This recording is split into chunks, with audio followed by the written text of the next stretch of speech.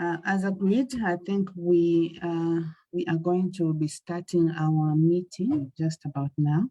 Allow me to once again welcome you to the Securities and Exchange Commission Bustaz engagement, where we are going to be interacting with the teachers, the business studies teachers, and explaining a little bit more on capital markets. I will not be saying much. I have our CEO who's going to present opening remarks. The CEO will be represented by the director because he has had another engagement, but will be ably represented by Director Ms. Mutumboi Mundia. Allow me to recognize also the presence of Senior Education Standards Officer, Mrs. Ilongwe, from the provincial office. And we have also members from the Provincial Executive Committee of Bustaz, and also who are coming from the national and provincial level. This is a program that was requested by Bustaz. We are simply hosting you. And so I will hand the microphone to Mr. Fisonga, who's going to take us through the events for today before we can start any other business. Thank you so much, Mr. Fisonga.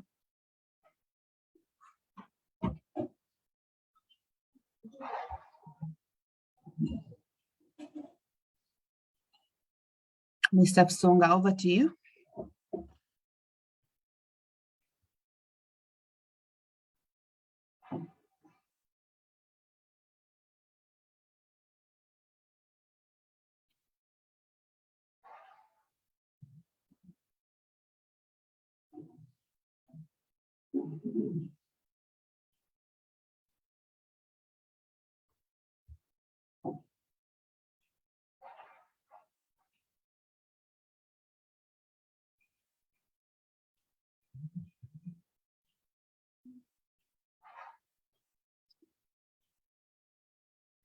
Let me just check if I am audible.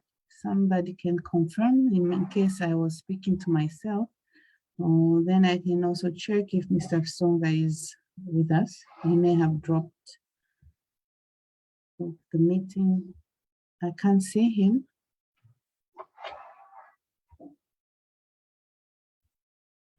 Allow me to just take a few minutes to call Mr. Fisonga and find out whether he's having problems joining us again.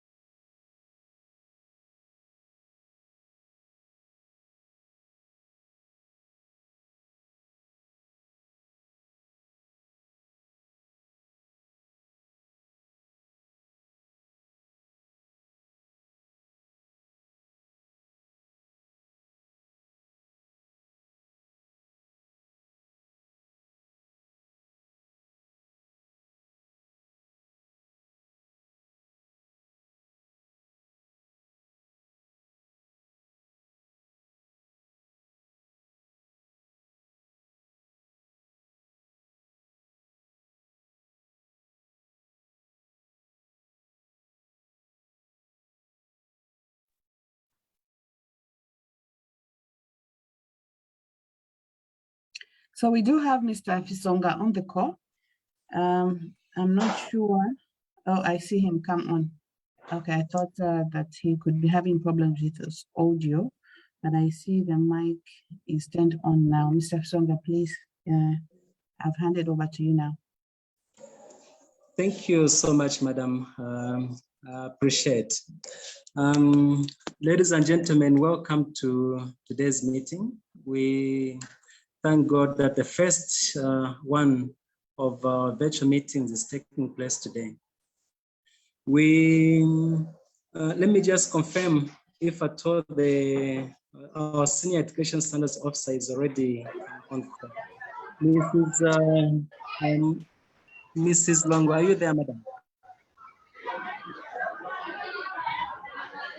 For those that have unmuted their microphones, do mute your microphones.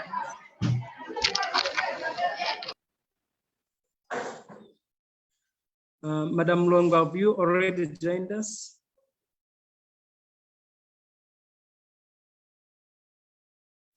Okay.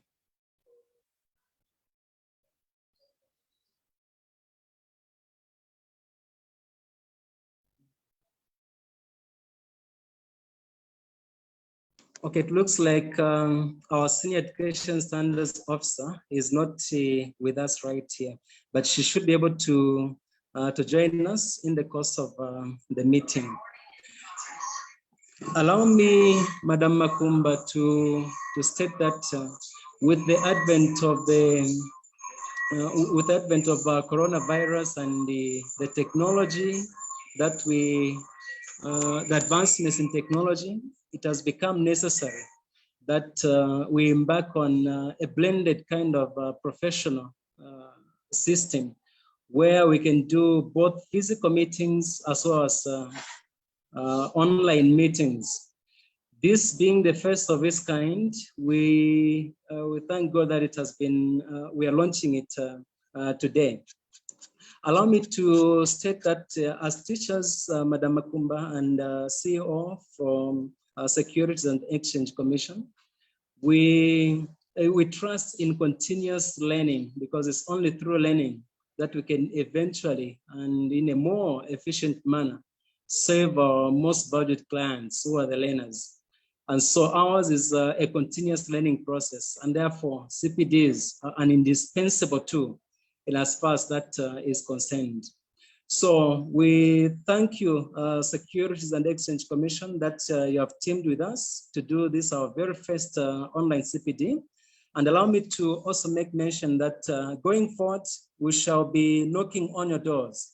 For example, next month in May, we are embarking on a program to review the curriculum in as far as junior business studies, commerce, senior and senior principles of accounts are concerned. So we shall knock on you as we undertake the review of these so that you can have your input as well as support us in a way, morally, financially, or in any way that you actually can. So to the CEO, we are your people, and we are doing just that to just help widen the market for clients that can be served on the capital markets, as well as spread financial awareness of what it is like to invest in the financial markets. In the course of this program, we shall basically have the first presentation done by the Securities and Exchange Commission, which will be a presentation on the structure of the capital markets. We shall thereafter look at financial fraud as a topic on its own, which covers what we do in business studies and principles of accounts. And thereafter, there is a very interesting phenomenon that is happening right now, the board game for the capital markets. So this is a game that will help us to provide some kind of teaching and learning tool within our schools that can help to go to great lengths in as far as the learning of commerce is concerned, in accounts inclusive. So So this is basically what we're going to have for the day. Allow me at this point in time to ask if at all the CEO is on call. Madam Makumba, is the CEO on call? Yes, we have on call our Director for Market Supervision and Development, who will be representing the CEO, Ms. Mtumboi Mondia. Thank you so very much. We really appreciate. Madam Mtumboi Mondia, you are most welcome to this forum. In any case, I guess you should be welcoming me since this is your forum as the CEO. So thank you so much for joining us. We are really humbled that you have found time to join us in this virtual CPD. Allow me, ladies and gentlemen, to call upon the CEO representative, who is the Market Supervision Manager, Madam Mundia, to address us just before we get into our very first session. Madam, it's your time. Thank you very much for that warm welcome, Mr. Fisonga. And I am with you when you say it's not clear who is inviting who, but that in itself is the nature of partnerships. We really align and we stand at the same level, so we can welcome each other to this very important forum. I am representing the Securities and Exchange Commission CEO, Mr. Philip Chitalu. He really wanted to be part of this engagement, but had an emergency he needs to attend to as a chairperson for a meeting that has been called urgently. So before I get to share with you what his remarks are that he has requested me to read out on his behalf, I really wanted to just in terms of prior to that, just emphasize how passionate we are about the partnership we have with Bustaz. And I know I was asked to make remarks on behalf of the CEO at quite the last minute, but I am pleased to have been asked to do that because for me, the agenda we have had for building capacity with respect to capital markets with the teachers is one that I hold very dearly. So many years ago, when we began to ask ourselves the questions why the capital markets remained a very undeveloped industry, and why we were not seeing a lot of participation in the capital markets. And Dingase was part of that process when we really took to asking the tough questions. I think what we concluded was that, you know, for any subject matter or for any industry to be developed, it needed us to do some groundwork, and that groundwork borders on education. So we zeroed in as the strategy team that was introspecting, and we determined, actually, made a very deliberate position to ensure that we tag along the education sector and stakeholders within the education sector to assist us with the rebuilding and repositioning the capital markets.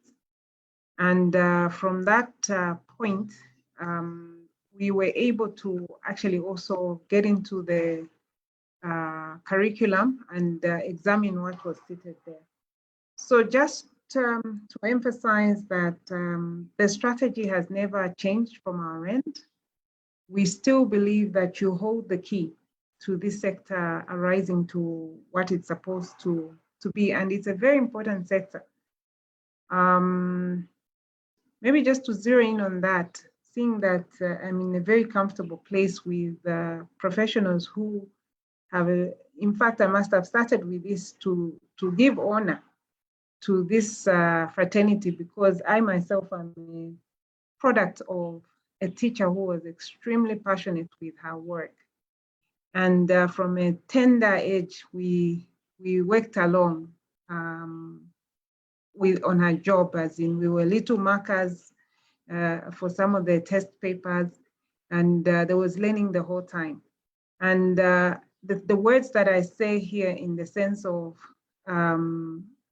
saying that you, the teachers, are the anchor of how we develop our market, our industries, and our countries.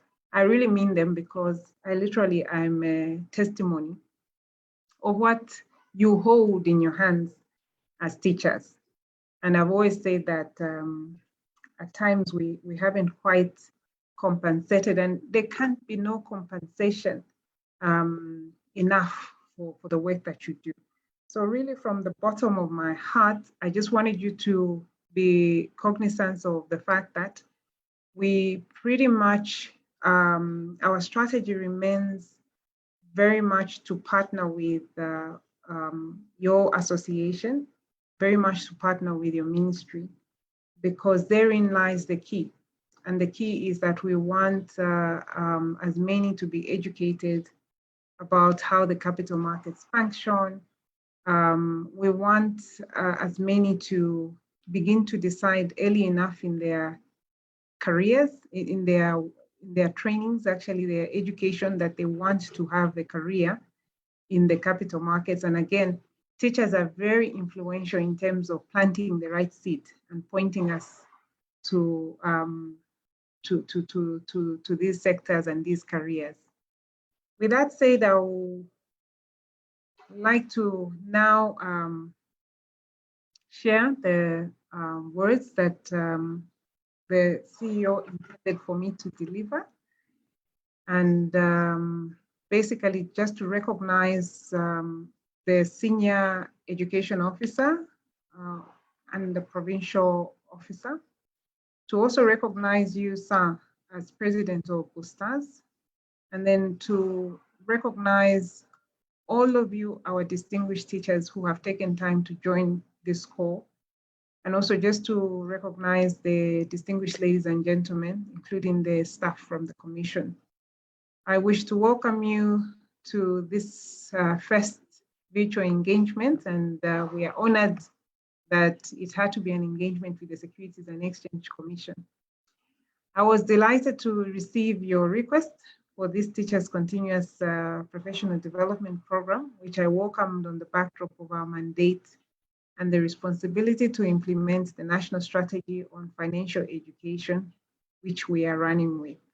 As the regulator, our mandate stipulates that we support financial education, awareness, and confidence with regard to financial products, institutions, and services. This mandate is stipulated in the Securities Act under Section 9 of the law. The Ministry of Education is an important partner, as I've earlier emphasized, on this journey of implementing the National Strategy for Financial Education. The goal of the National Strategy for Financial Education is to have a financially educated Zambian population by 2030. The National Strategy for Financial Education has a robust objective, which stipulates that people throughout Zambia should have improved knowledge, understanding, skills, motivation, and confidence to help them to secure positive financial outcomes for themselves and their families. So this CPD program underscores the learning path for pupils whose learning outcomes should improve as the teacher himself or herself gets a better grip on the subject matter being taught. The SEC therefore appreciates this interaction, and we are more than glad to avail ourselves to help you understand better the ins and outs of the capital market. A few years back, I took interest in the curriculum on capital markets, which was simply capturing stock exchange. And with this interest, we engaged the curriculum specialist who intimated that the topic on capital markets is not very well understood and is a topic that is skipped by most teachers and the learners themselves. It is from that moment that the SEC embarked on various initiatives, which included a nationwide teacher symposium in 2018. From that initial interaction, the SEC has been open to any opportunity that enhances the learners or indeed the teachers' understanding of capital markets. As an underlying mechanism, your engagement in this CPD webinar should enhance your self-efficacy over the subject matter. Indeed, the more you engage with us and with our sectors in the industry, stakeholders in the industry, who include the banking and pensions and insurance sector, you will be able to acquire for yourselves aptitude that speaks to your capacity to teach with confidence. In today's webinar, we are going to take you through the structure of the capital markets and the products that are offered, including the embedded benefits and opportunities to investors. We're also going to undertake a train session on a board game, which we have created to help impact investor education. The Snakes and Ladders Investor Education Board Game has tenets that an investor should have for them to be smarter as they try to secure their financial well-being. The board game will be distributed to you, the teachers, as a teaching aid for supplementary education. Needless to mention, it is our hope that the board game will equally minister to you personally as an investor, or indeed a potential investor, helping you avoid poor choices that may get you to lose your money through fraud and other vices. We hope that the pupils will have fun with the game while learning and being empowered to become smart investors early enough. I am aware that an aspect of the national strategy for financial education has been the updating of the school curriculum on financial education. Because of this, you have new content depicting some changes in topics on capital markets. For example, the securities industry has evolved beyond the stock market. What was the Lusaka Stock Exchange is now known as the Lusaka Securities Exchange PLC, or LUSE PLC for short. Even though the LUSE PLC remains the only active exchange, it is not the only exchange on the market. And so you will see that we refer to the LUSE as a mere example of an exchange in the securities industry. Without taking much of the time allocated to this program, I urge you to take full advantage of our time together and encourage you to ask as many questions that you may have so that you come out with a full appreciation of the capital market. I thank you.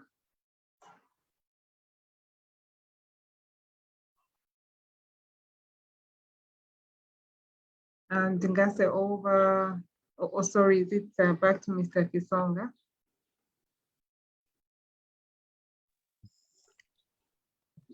Yes, back to Mr. Kisonga. Thank you so very much, Madam, for the speech. And we are so delighted that you have emphasized that yours is a duty to help educate the masses financially so that we can have more investors on the capital markets. And whatever programs that you have, which may involve the teachers, we want to say that we are actually game as teachers. You can involve us in those, and we shall obviously also knock on your door to have these programs done. Thank you so very much, Madam, for your time. We know that you are very busy, and there's so much to do at the office that you have spared this time to give us this speech and also to attend this meeting. We are so very grateful. At this point in time, allow me to also make mention that our senior education standards officer should have made a speech just before the CEO, but we happen not to have her. It's reported that she must be in a meeting as we speak, a different meeting at the office. And so as soon as that meeting is over and she's able to come through, we should have her. And either in the middle of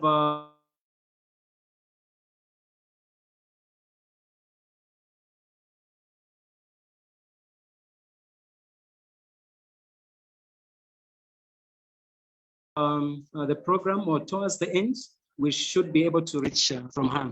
She really has. CEO, allow me to call upon the first presenter to take us through the structure of the capital markets, even as we also try to look at the future of the same. Allow me to ask the very first presenter to come through and make their presentation.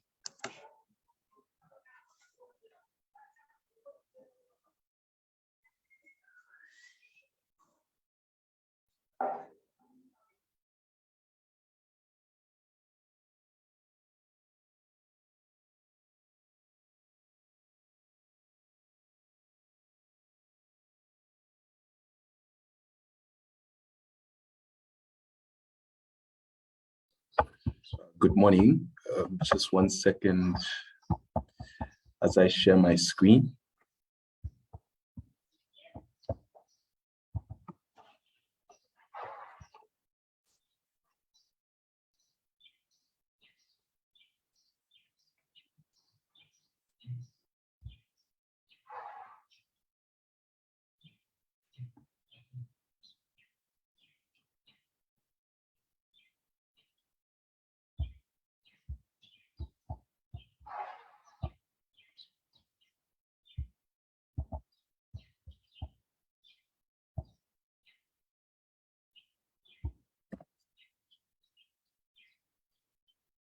Okay, good morning. Just to get a confirmation that you can see my screen. Anyone? Yes, we can. I can see your screen, sir. All right. Thank you so much, Mr. Fisonga. And I just want to reiterate the CEO and director's sentiments in terms of the important role that teachers play in our society. And indeed, all of us are a product of teachers. And so it's really a privilege to, have this opportunity to be able to share some of our knowledge from the Securities and Exchange Commission with the rest of you. And so we're just looking forward to this being a very fruitful knowledge exchange and discussion around some of the aspects of capital markets. So my name is Benson Mileli, and I will be sharing today with my colleague, Mrs. Leah Simasiku, on the structure of the capital markets, and also she will be sharing on frauds and scams. So this is the outline of my presentation. The first two aspects are really just to sort of lay the groundwork for the third part, which is the most important or the focus point of this particular presentation. So it's really just to provide some context. We'll sort of try and gloss through it more quickly and then focus more on the various products that are offered within the Zambian capital markets and how they work. Please feel free if there's any aspects that you need clarity on. You may type in your comments in the chat, and then at the end we'll also allow you to be able to ask any questions that you might have. So the first part is really just an overview about the Securities and Exchange Commission, which is who we are. So we are the apex regulator of capital markets in Zambia, and we were first established in 1993 through an act of parliament, the Securities Act Cap 354 of the laws of Zambia, which was repealed in 2016 and replaced with the Securities Act number 41 of 2016.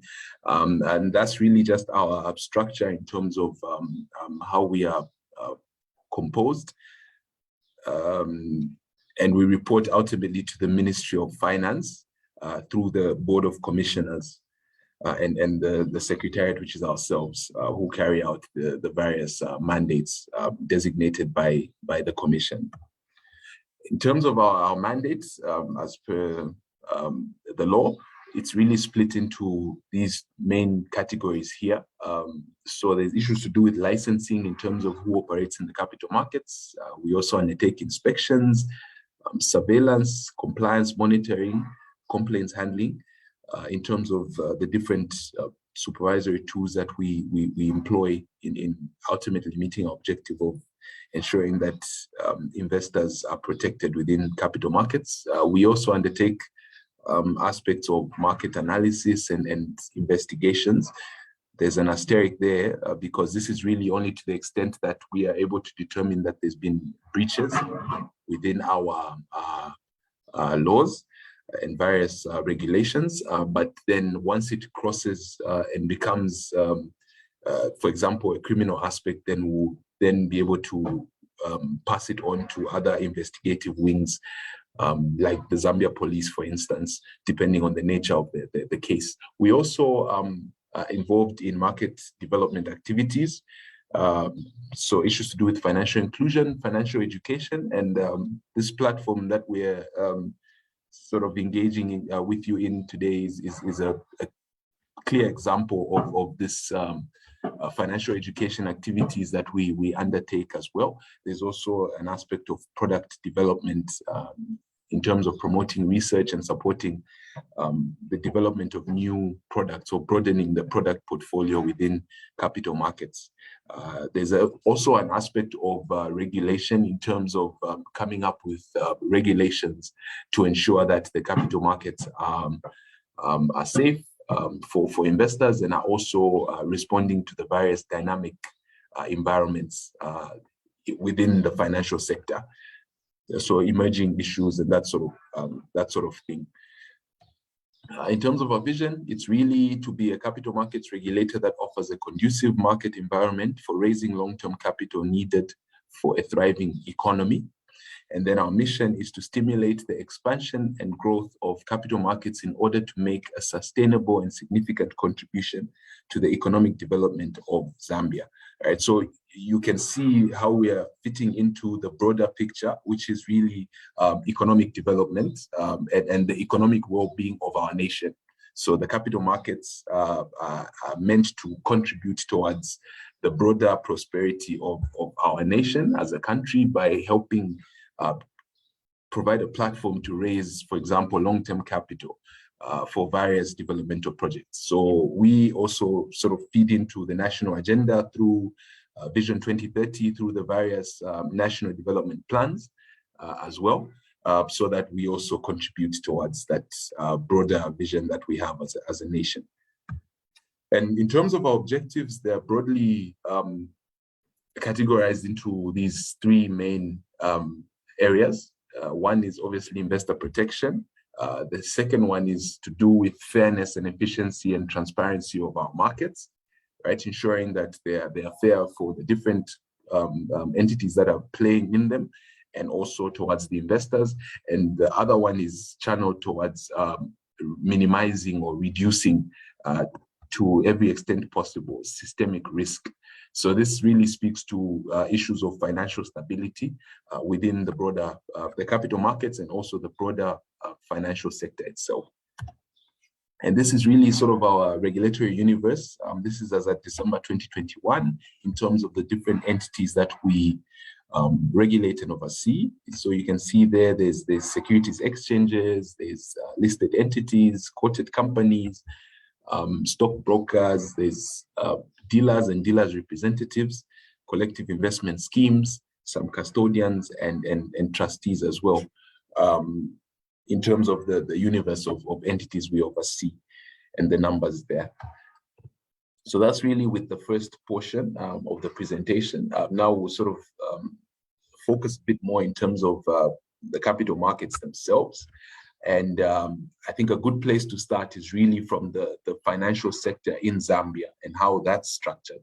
And I think this sort of gives us a good snapshot into the way the Zambian financial sector is put together currently. So we have what are called money markets, and essentially money markets involve the trading of financial instruments that are relatively highly liquid and also have a short-term tenure, right? So essentially anything that's less than 365 days in terms of maturity as an instrument would fall within money markets. So there's quite a lot involved in there. There's a lot of fixed term deposits, for example, with your banks fall in there, treasury bills fall in this category, and even just issues of cash and currency, even foreign exchange will fall in this particular category. And this aspect of the financial sector is managed and overseen by the Bank of Zambia,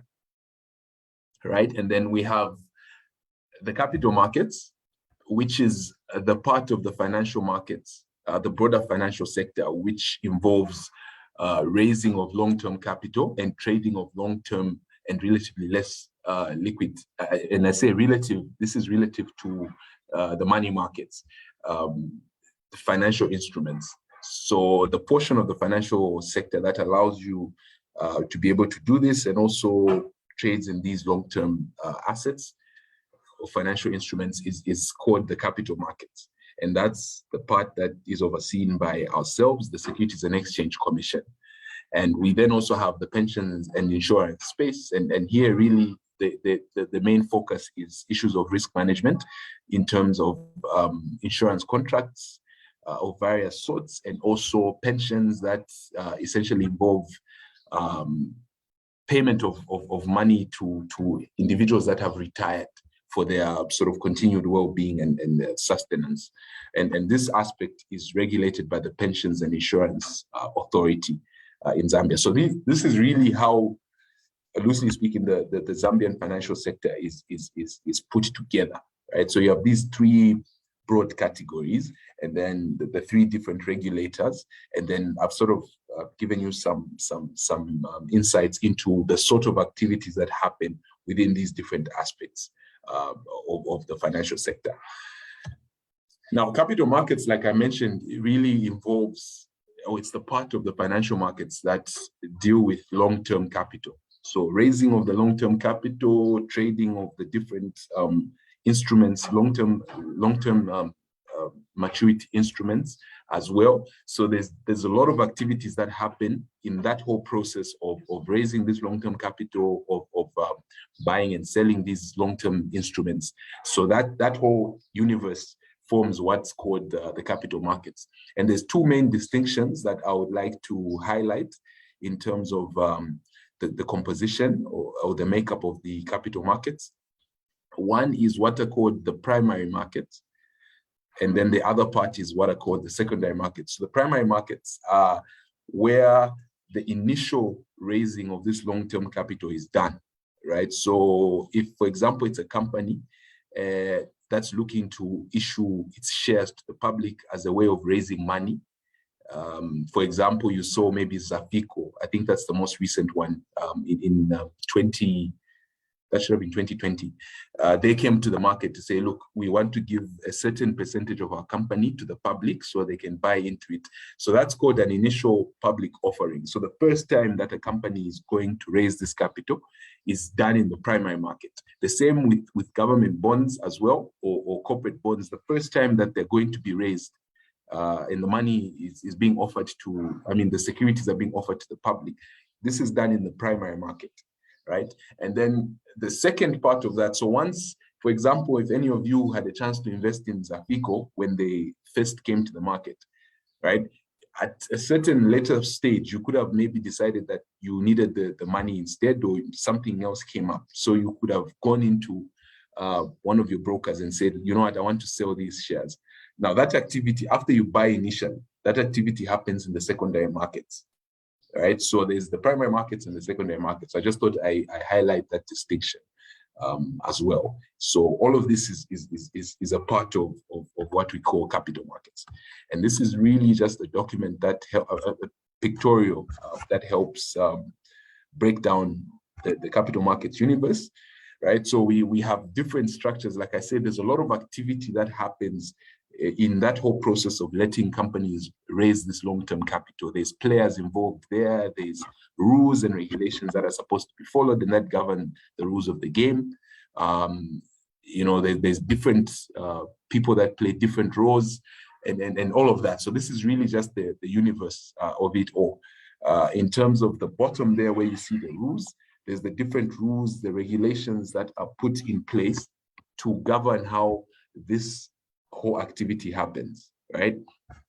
At the top, we have the different enabling structures as well, right? So the different components that ensure that information and communication is made around the different players in the market, and that this is done in a smooth way. That's at the top there.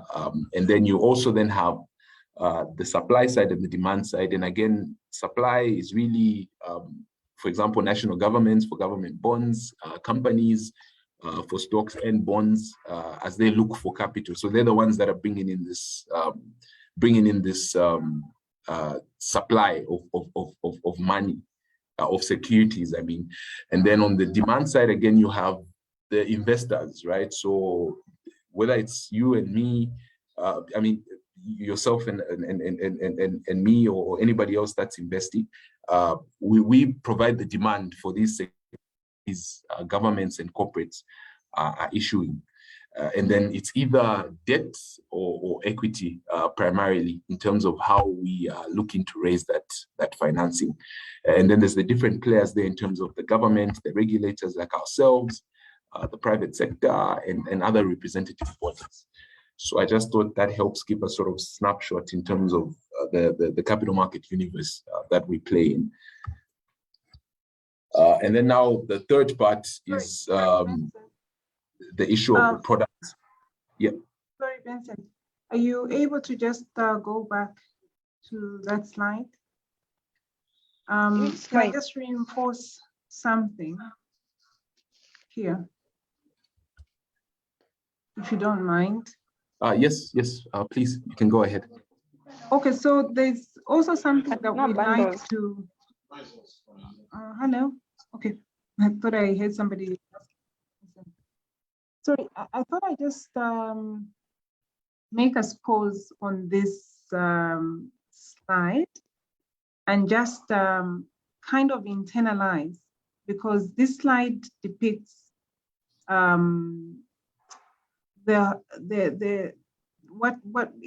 what is actually taking place in the so-called capital markets. The way we like to simplify this picture is we want you to understand capital markets in the very same way that you understand. Can somebody please mute the mic that's interfering? Okay, thank you. So the way we like to think, we want you to think about the capital markets is very simplistically. So let's take ourselves into a market that we're all familiar with, and Soweto market.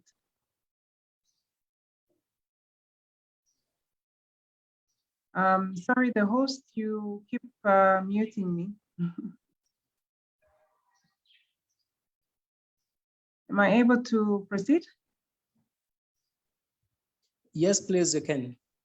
Oh, okay, thank you, madam. So, no, we just wanted to emphasize that the way you imagine the capital market is visualize it as the two words, capital and market.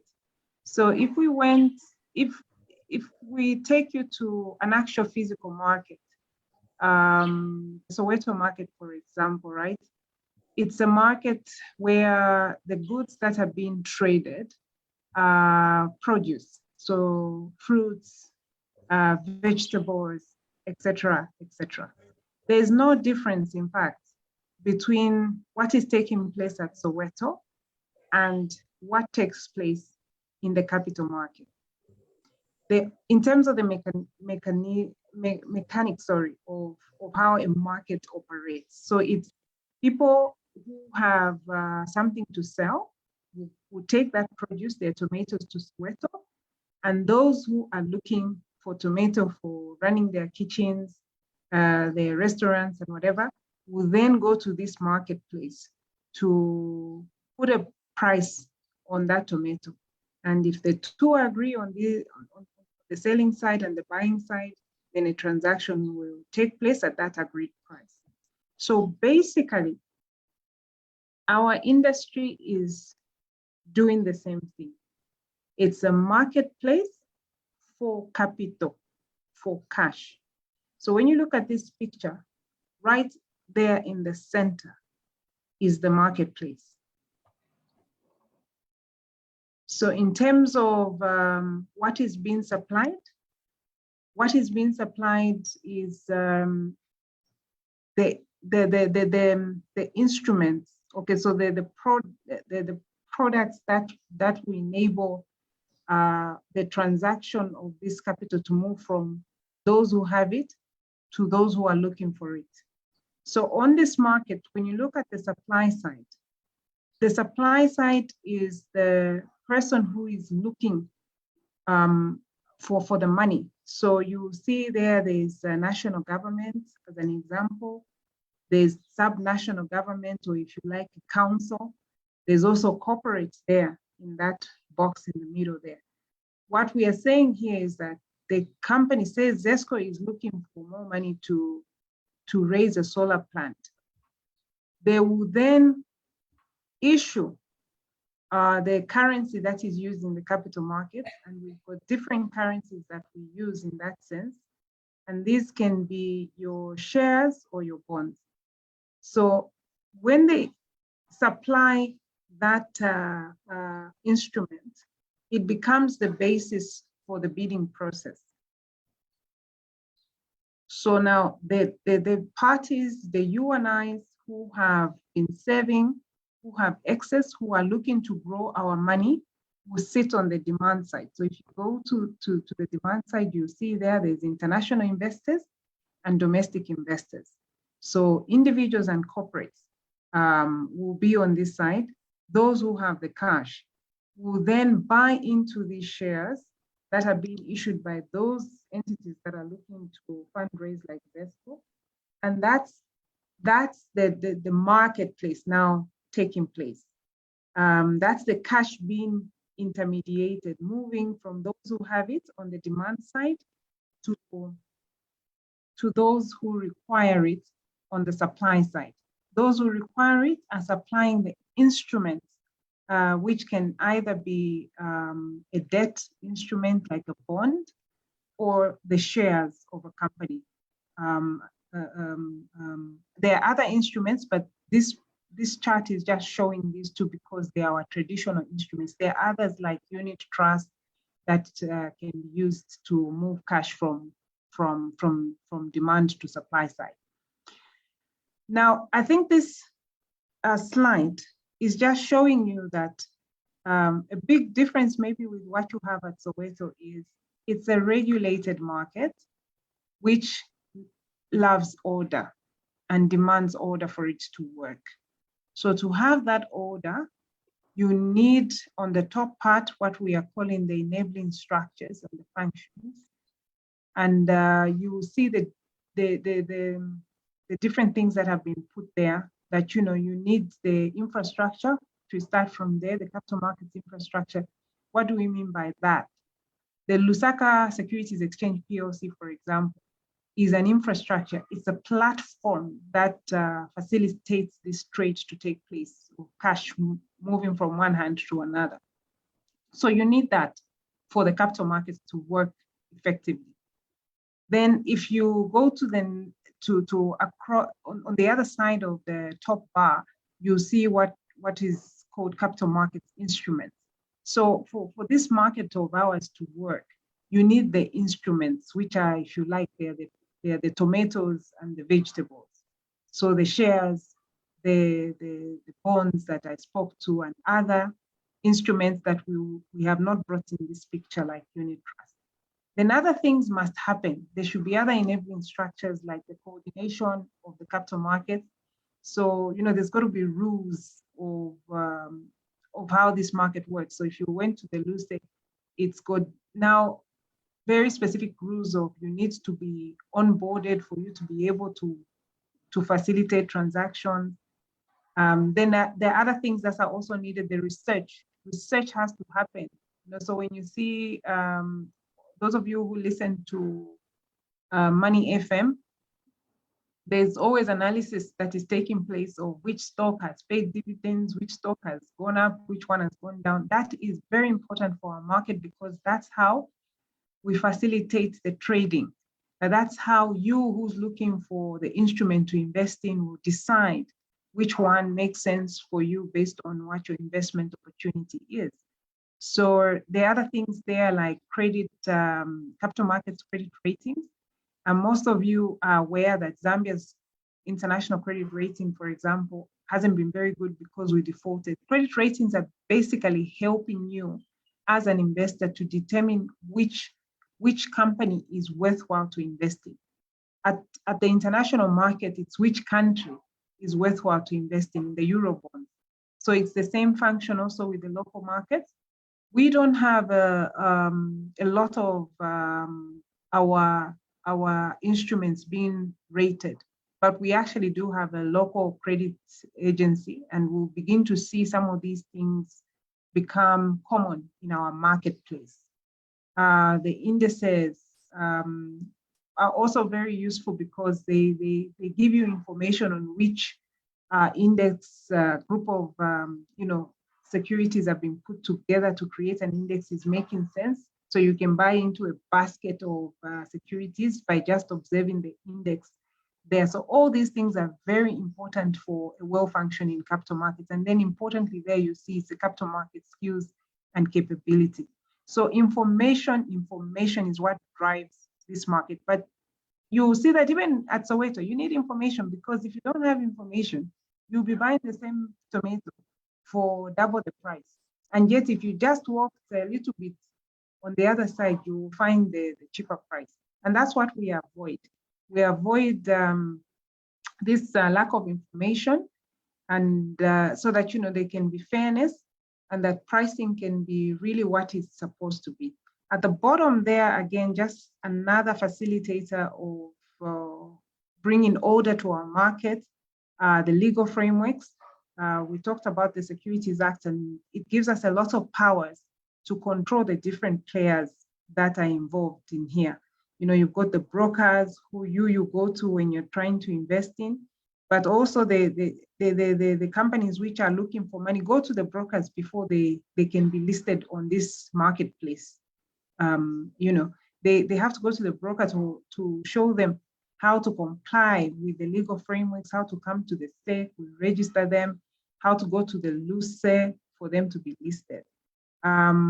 There's also the aspect of investor protection. It's very key. If we can't protect investors will opt to go to markets where they feel protected. So some of the things that you read about, the SEC has sanctioned this one, the SEC has placed the company in, under possession, or like yesterday we were launching the risk-based supervision framework. All those things are very important for bringing order to our markets. Other things, corporate governance. So when you come as a player in the capital market, say you're a broker, or in fact, a company that wants to issue, like we use Zesco in this case, Zesco is looking for money. When you come to the capital markets, you are signing up for good behavior. You are signing up to good corporate governance practices. Why do we emphasize on good corporate governance practices? We emphasize on this because people are going to trust you with their savings. And these are lifetime savings.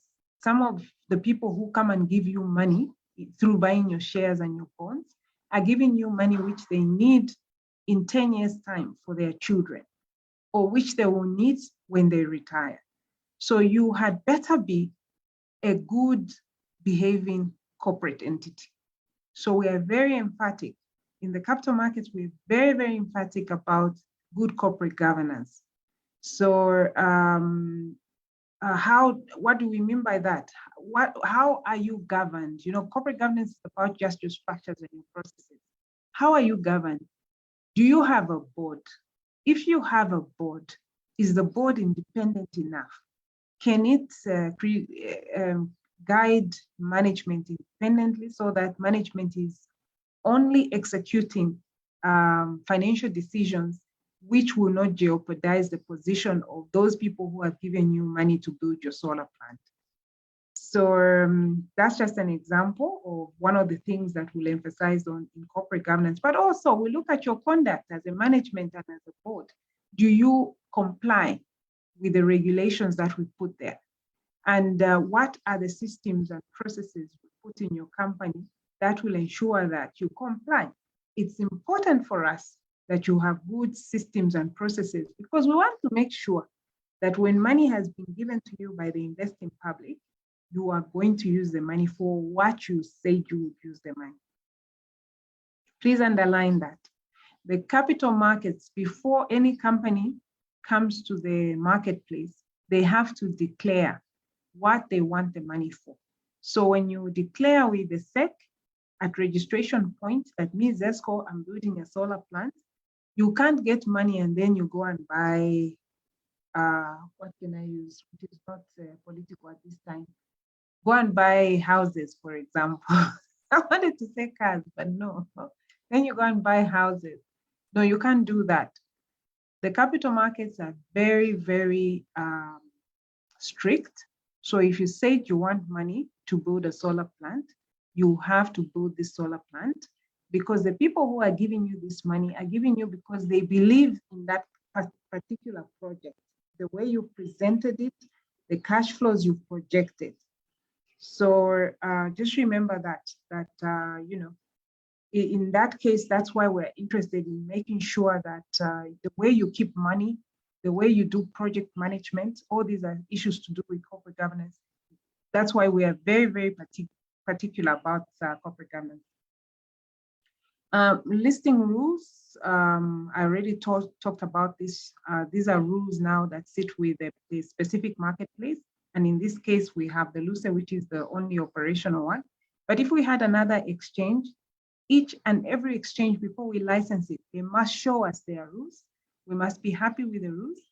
And the rules are not only for the players, just like how they can go and list like a ZESCO, there's an alcohol, they can go and list. No, it's continuing rules, obligations there, like how they behave thereafter. Once you come to the capital markets, it's a marriage that demands certain behaviors. And the laws in the Securities Act and the regulations on the stock exchanges stipulate what that dress code should look like. And that's basically what our key mandate is to make sure that, you know, the players that come to the capital markets are complying with this set of rules. And the last there is just the capital markets norms and standards. And then in the corners, I think Benson ably pointed out that, you know, we were just highlighting that this is a marketplace for everyone, whether you are government, you know, you're a regulator, you are a board, you are an international development partner, you are from the information networks, media, private sector. This marketplace is for all of us. For now, perhaps that's what I just wanted to emphasize, Benson, and I thought I should interject so that, you know, we just make the learning experience interactive. Awesome. Thank you very much. And that's very, very helpful insight. And I think you can tell that it's a very loaded diagram, right? So literally we could spend the whole discussion around this. Thank you so much for those insights. We will then just continue on with the last portion of the presentation on the market structure, where we'll just focus on the actual products themselves, right? And it really just be broken down into 4 main categories. And this is not a restrictive list. There's sort of other aspects that may be there, but this is the main sort of more traditional activities that take place within the capital markets. So we'll start with the first part, which is stocks. Yes, so stocks, essentially, they enable you to be a part owner of a company that you invest in. So as has been mentioned, when a company is looking to raise funding, right, primarily there's two aspects that they can use, stocks or equity, so debt or equity, right? So the difference really is the means by which they raise this capital. So if they do it via stocks, or shares or equities, it's essentially the same thing. But what they do is then they take a portion of ownership of their company and they exchange that for the capital that they're given by investors, right? So I gave the example of Zafico. So literally Zafico would take a portion of the shares in their company and exchange that with the capital that the public then invests in them as a way of raising capital. So essentially, they give up some ownership of their company in exchange for capital. That's really what stocks are, right? So you can buy these stocks essentially with the help of regulated stockbrokers if you want to then invest as an investor, right? So I talked about Zafico again. If you're interested in buying stocks in Zafico when they were listing through their IPO in the primary market, right? The initial time that they had put them out, you could go to your stockbroker and inquire on how you could go about this. So essentially, you would open an account with the broker. They give you some documentation to sign. They would request for some documentation from yourself, for example, your ID and other information that is prescribed for them to request for purposes of well, it's essentially what you call know your customer information, similar to when you're going to your bank to open a bank account, right? So you would then be able to deposit the funds, depending on how much you want to purchase, and then the broker would be able to go out and purchase those stocks for you.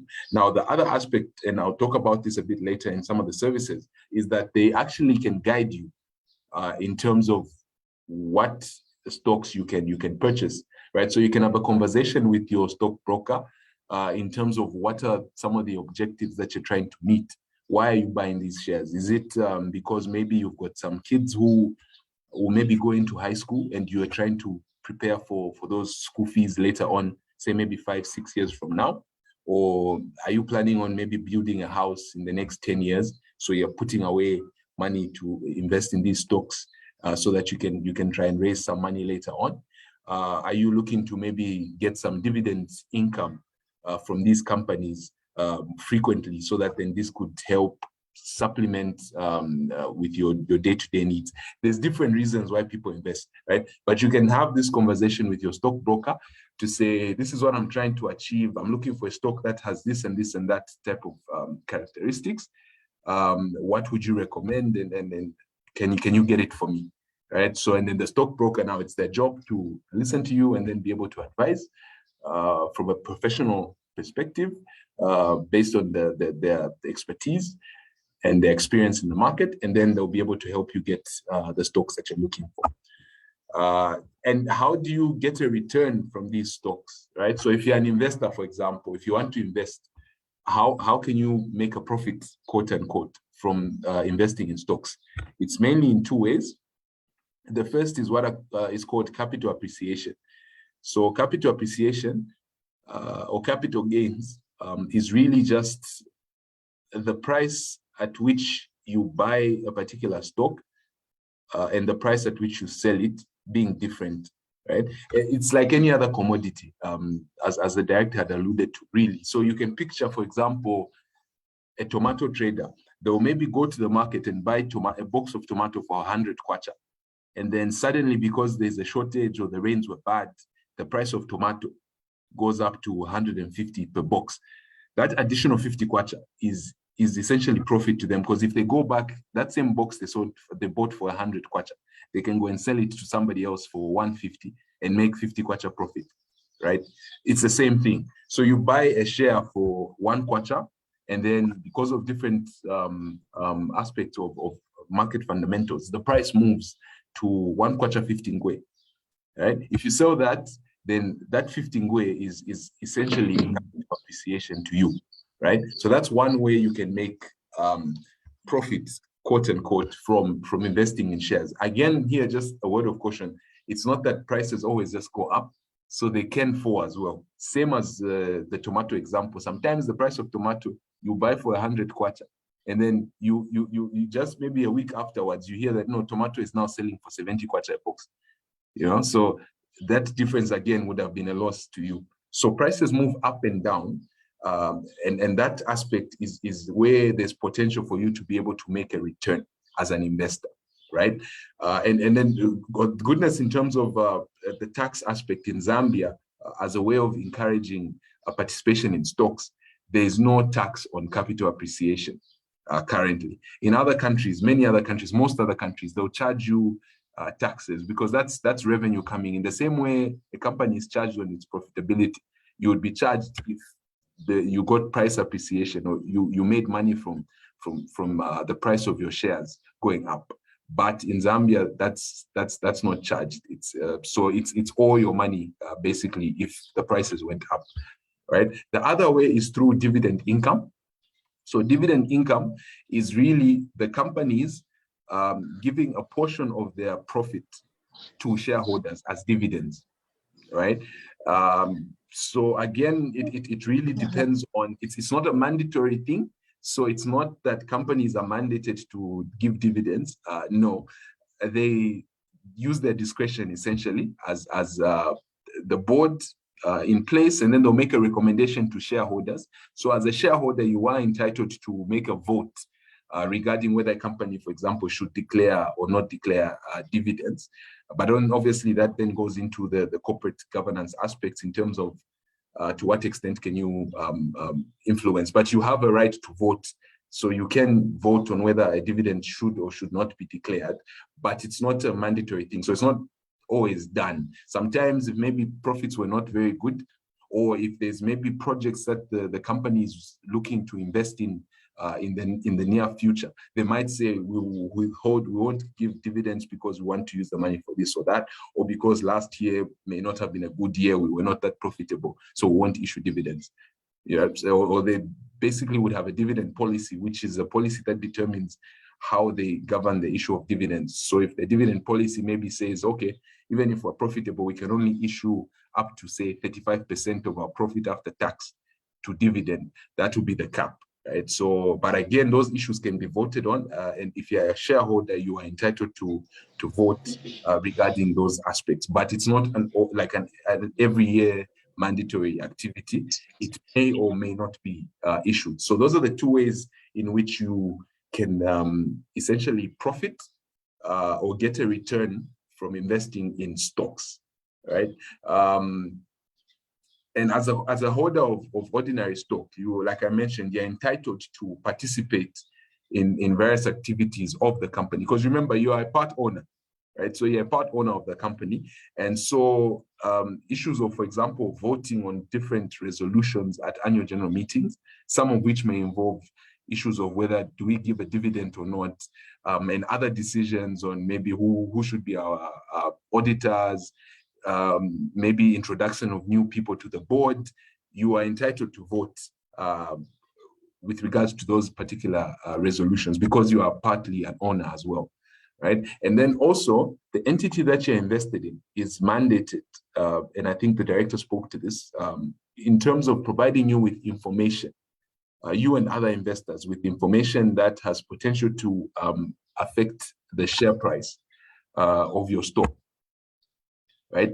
They also have mandatory disclosures, and these are some of the things that we look out for now to make sure that are they providing all the necessary information that they're mandated to disclose to their investors, right? So for example, a critical one is financial information, right? So entities, for example, that are listed are mandated to provide you with interim financial statements and also annual financial statements. Then these show you basically how the the company performed from a financial perspective.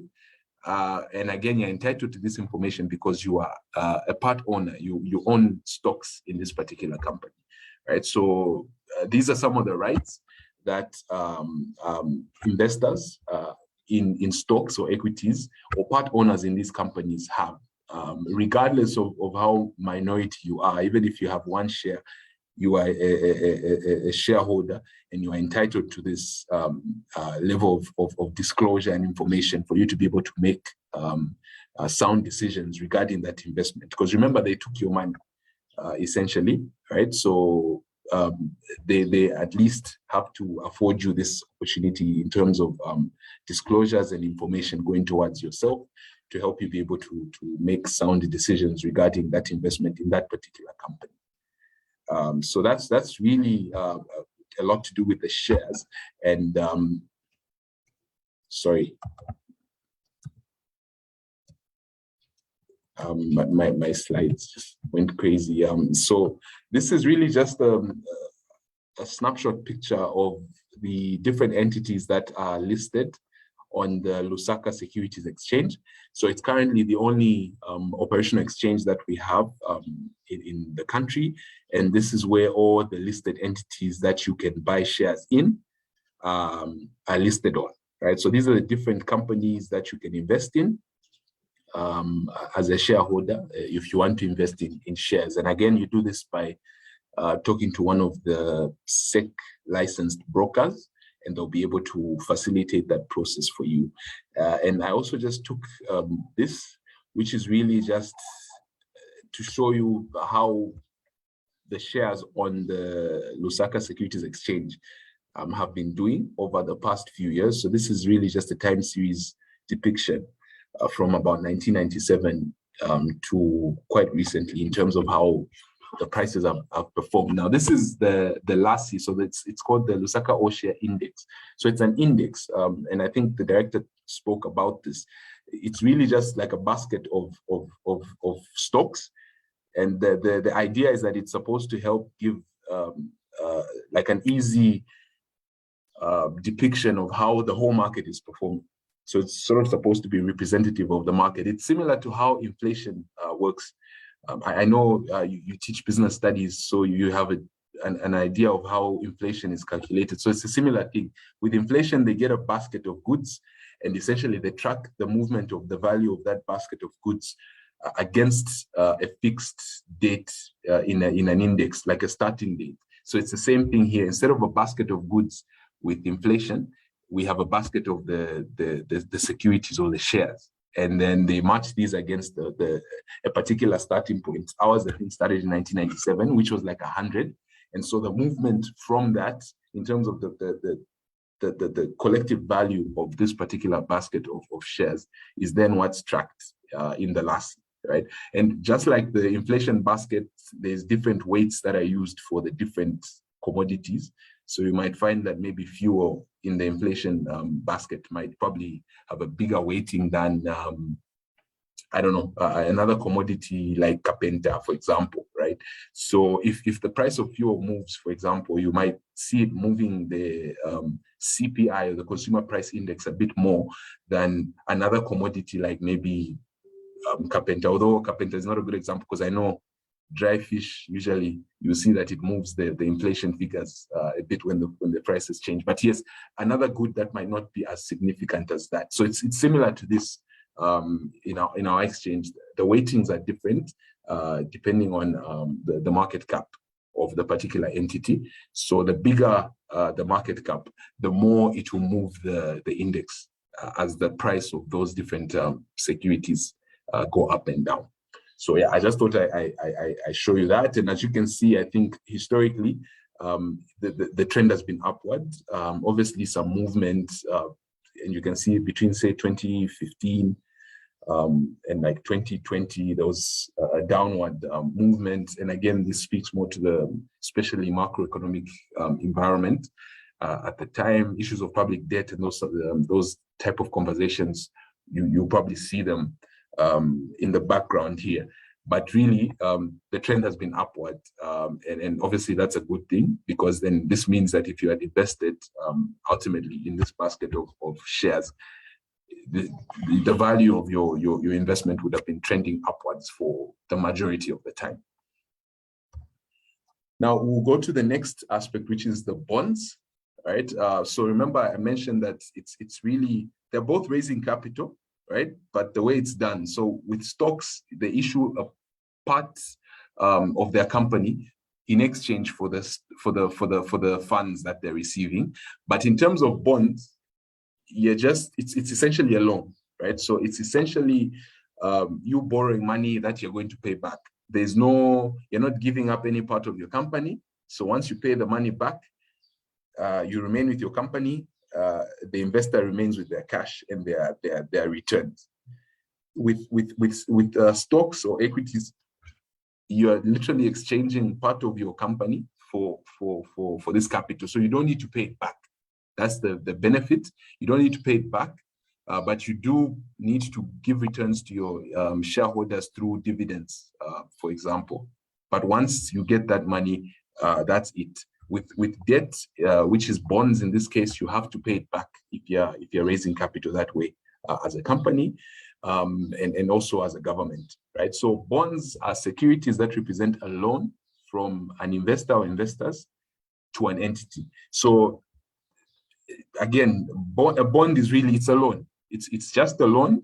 It's obviously structured in a certain way, which is sort of standard, but otherwise it's just one entity borrowing from another to raise money for different activities. So these bonds can either be corporate bonds or sovereign bonds, as has been mentioned before. So companies can raise money through issuance of corporate bonds. Governments as well can raise money through issuance of sovereign bonds or government bonds. So the bonds are essentially what are called fixed income securities, right? And they're called fixed income securities because the income they'll provide to the investor is certain. From the onset, and it remains the same throughout the lifetime of the bond, right? So if you remember, I mentioned that with shares or with stocks, you don't really know whether a company is going to issue dividends, say, in the next 2 years or not. It depends, right? It's not a given. And you also don't know how exactly the price is going to go. Is it going to go up? Is it going to go down? Is it going to remain the same over, say, the next 2-3 years? You're not sure, right? But with bonds, that's why they call them fixed income securities. You know exactly how much, if you invest in a bond, you know exactly how much you're going to get in terms of the interest. You know exactly how much you're going to get if there's any discounts to that bond. And by the end of the bond, so if it's a 3-year bond, you know exactly how much you're going to get from, if it's the government, from the government. If it's from a corporate, you know exactly how much you're going to get. So that's why they call them fixed income securities, because they have more, the cash flows that come from a bond have greater level of certainty. From an investor perspective, and also from the issue of the bond, because they can plan in terms of how they're going to pay it out and that sort of thing. So how do you essentially get a return from bonds? You get what is known as a yield.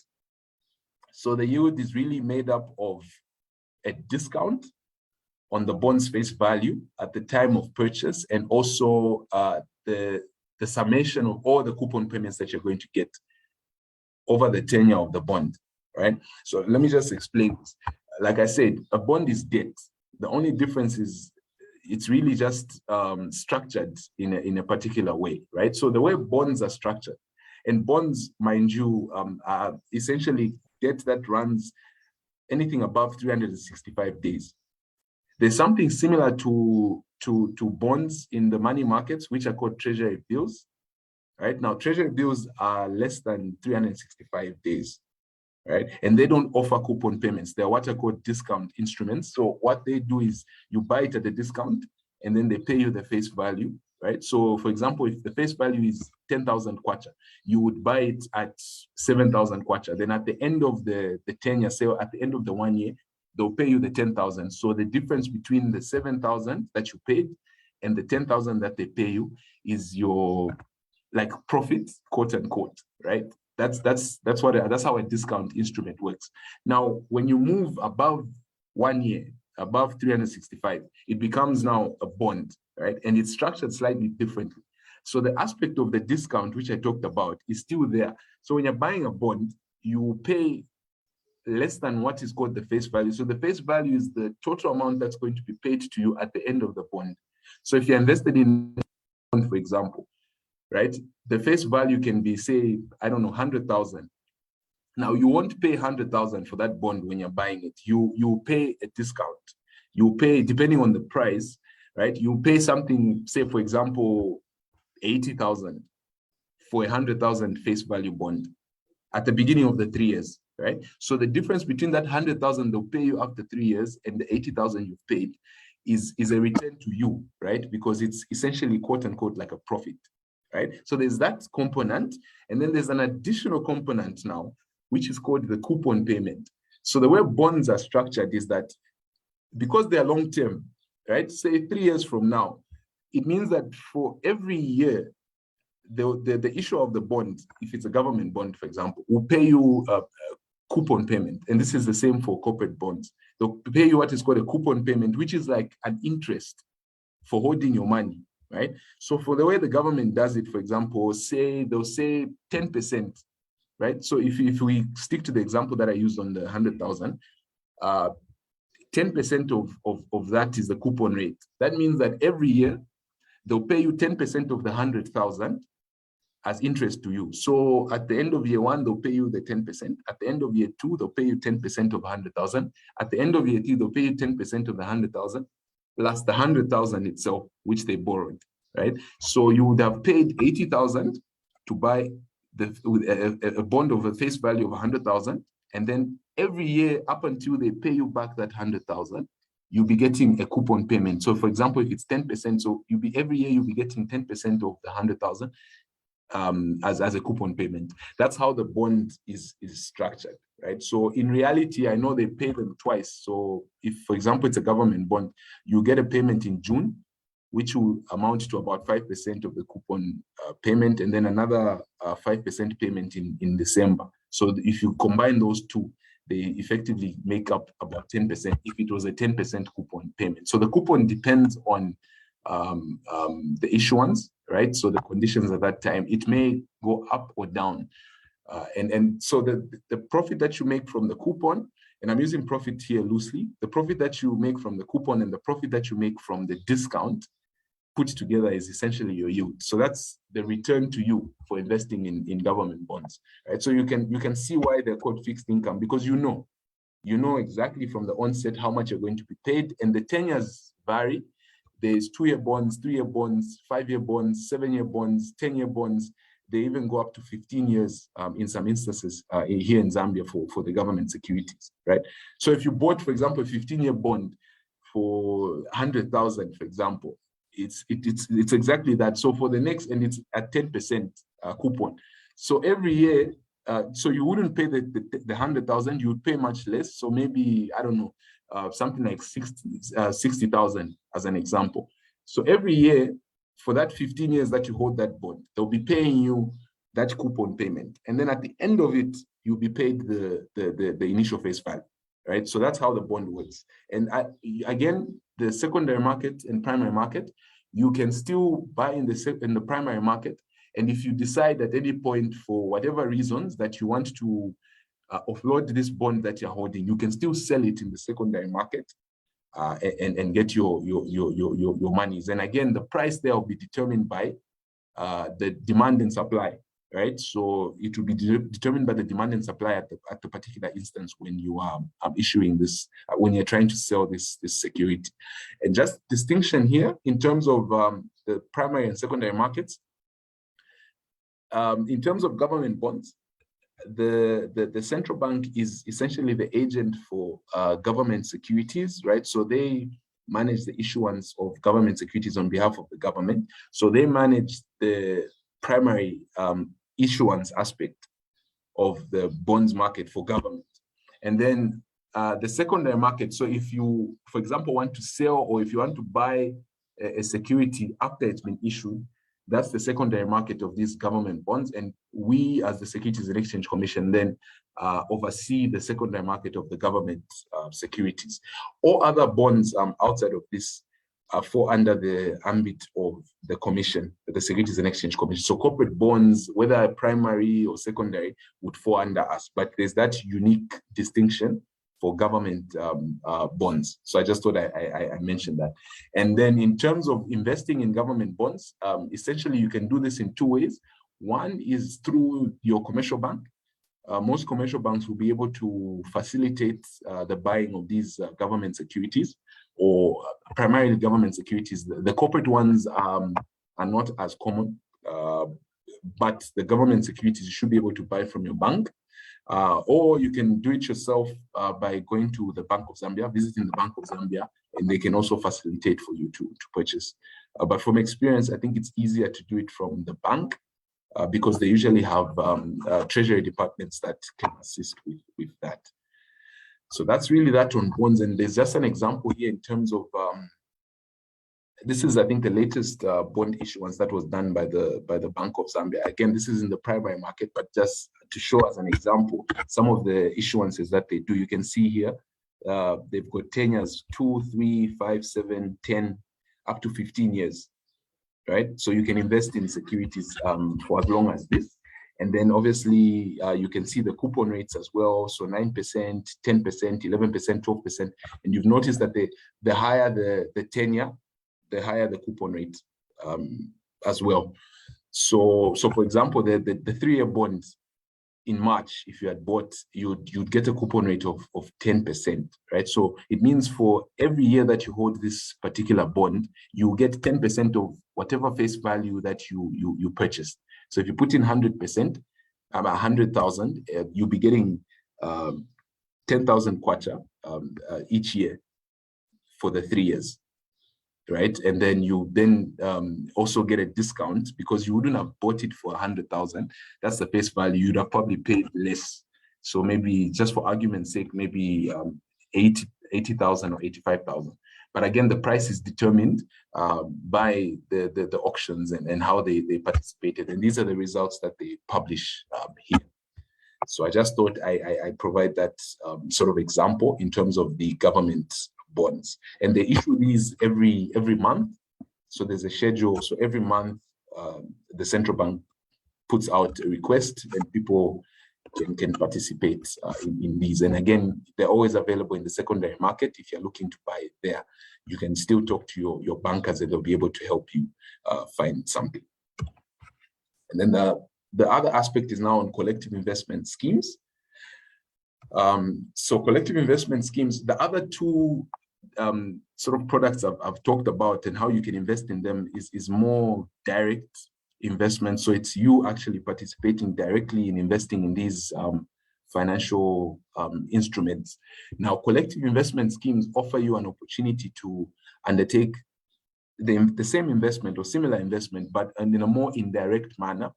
Right. So these funds essentially are set up, they put together resources from various investors, and they have experienced and skilled fund managers who then take these funds that they collect and invest them on behalf of the different investors into the pool. They invest them into these different securities or financial instruments, so stocks, government bonds, and others as well, right? So they allow you to do it indirectly. So you invest in the fund itself by buying what is called a unit, and then the fund manager takes those resources and then invests them into these different financial instruments. Now, in terms of how it works, right? So it's you buy what are called units. So units are almost similar to shares, but how you sort of benefit from this particular arrangement is that ideally, once these investments are made on your behalf, they accrue some interest or some returns, right? So these returns are ultimately distributed amongst all the people that have invested in that fund. And it's believed, or essentially the way it works is that once the investments accrue these returns and these returns are distributed, the value of that unit that you invested in should go up right? So if, for example, you invested in a fund, you invested 1,000 kwacha, and one unit it costs you 1,000, so you have 1,000 units, right? And then there were other people that invested, and in total, there's say 1 million kwacha in this fund. So these guys take this 1 million, they go and invest in government securities, for example, and then say after a year, they realize some returns of maybe 30%, and then on the initial 1 million, it then becomes 1.3 million. Right? So if you take that 1,000 securities or the 1,000 units that you bought, you bought them for one kwacha, but if you were to then value them to say out of all the 1 million units that were there, divided by the 1 million, which gave you one kwacha, now it's 1.3. So if you were to divide the 1.3 by the 1 million units, each unit will now be worth 1.3 kwacha, right? 1 kwacha 13 way, instead of the 1 kwacha itself that you had invested, right? So at the point, and again, you can withdraw from this particular scheme at any point, and the fund manager should be able to buy off those units from you. So at that point, if you say, okay, I want to sell these 1,000 units of mine, you bought them for 1,000 kwacha. If you sell them, this guy will now buy them from you at 1,300, right? So that 300 difference is essentially like profit to you, right? So that's how you sort of can make a return in this particular instance of units. So it's almost like you're buying almost like shares into this scheme, right? And then the price of these units that you have will be determined by how well the investments that the fund manager makes in this fund do. And then these profits are then redistributed to everyone, and then the value of your units is expected to change based on that, right? If there's losses, again, the price can drop, right? So you might have bought for 1 kwacha. If they, for example, made losses in some of the investments, and then the total money available is now 900, then that means that instead of getting 1 kwacha for each unit, you get 19 way, for example. So the price can go up or down again, depending on how the fund manager's investments perform. Right. So the main benefits of investing in this way is, one, obviously you get to benefit from the expertise of the fund manager or the fund management company, right? So these are ideally they're experts in this particular field, and they are licensed by ourselves, right? So they may have some of the expertise that maybe I don't have because I'm not an expert investor, right? So I can benefit from that. But the other aspect as well is that you take advantage of the pooling of these resources. So you put these resources together, and what that does is it gives these guys more leverage to be able to bargain, for example, for better deals on behalf of the unit holders, right? So if you go to a bank, for example, and you want to open a fixed deposit account, and you have 1,000 kwacha, I can assure you the deal you get in terms of the interest will be different from somebody that goes with 500,000 for the same product, right? So these guys, and that's the thinking, they're able to negotiate better, because once they pool your resources, it's better than you with your 1,000 going to the bank to make that same investment, right? As if it was with 1 million kwacha once they pull it together. Right, so you probably get a better interest rate and a better return collectively from this. But you also spread your risks as well. So instead of going all in, you just put, for example, the 1,000 kwacha, and other people put in the money, and you combine that, as opposed to you just going it alone and bearing all the risk by yourself. Right. So those are some of the advantages of investing in these collective investment schemes, and they tend to be very good for passive investments if you don't have those expertise, or you just don't have the time to be able to keep track of everything that's going on, right? So this process is governed by, there's rules and there's systems that are put in place, again, that we oversee to ensure that investors' funds are safe once they are placed in these vehicles, and that they're able to redeem whenever they need to, and the whole process, all the rules are followed by all the players involved.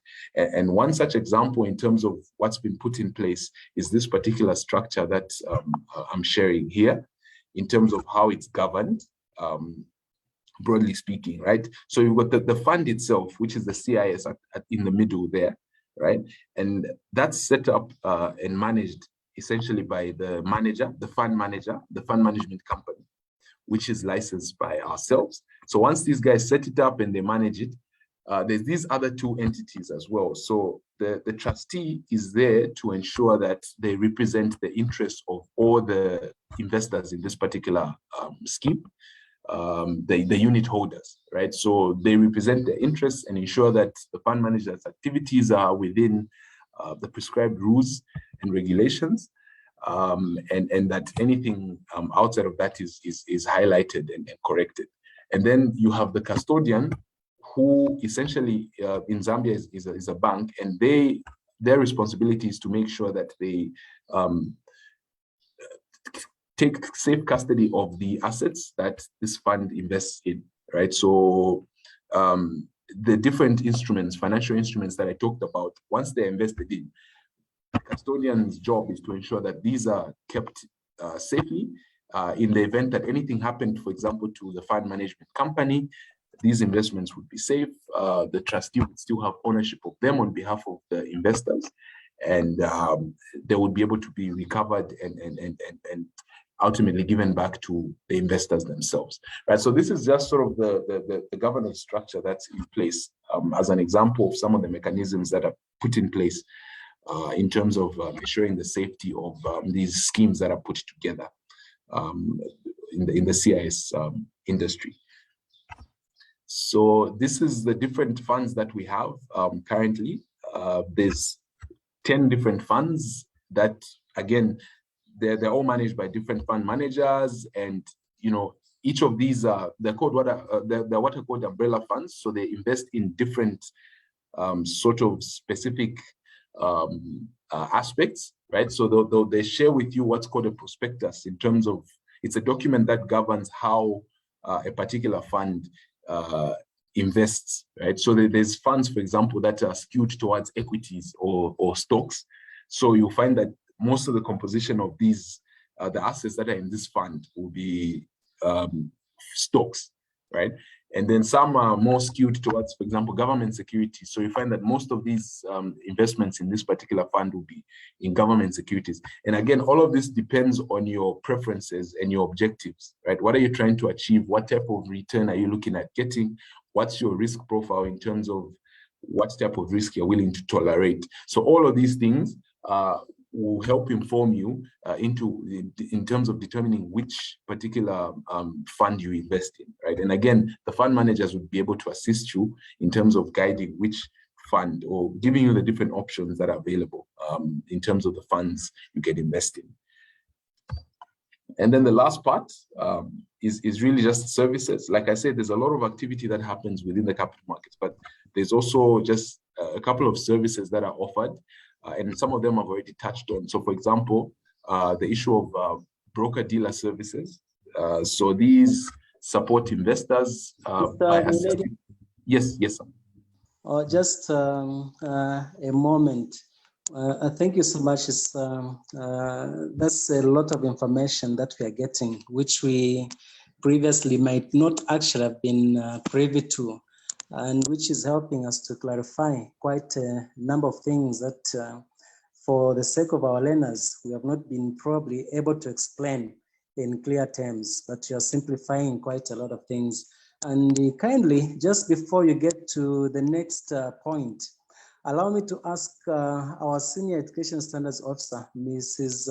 Longwe, to just speak to us in a moment. She happens to be coming from a meeting with the permanent secretary, and she has to go back to the same, issues of protocol when it comes to such meetings. So kindly let us allow her to just say a few words, her official remarks as she goes back to that meeting. Madam Longwe, we have the floor all for you.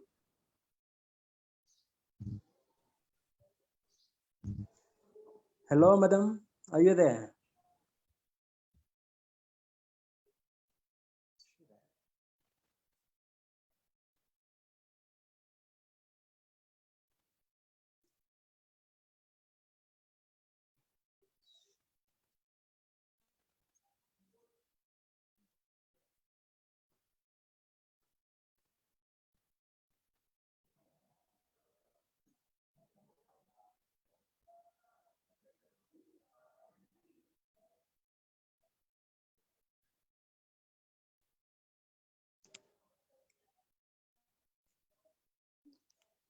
Madam Longwe, are you still there?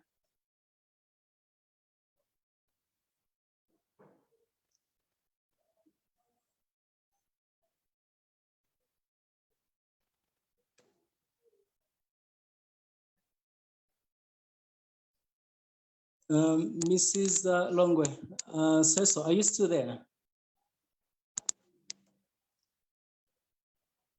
Kindly come through.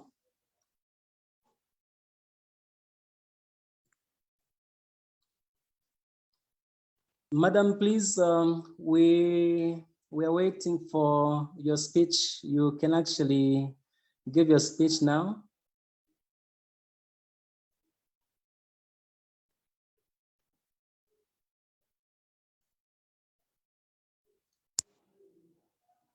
Are you still there, madam?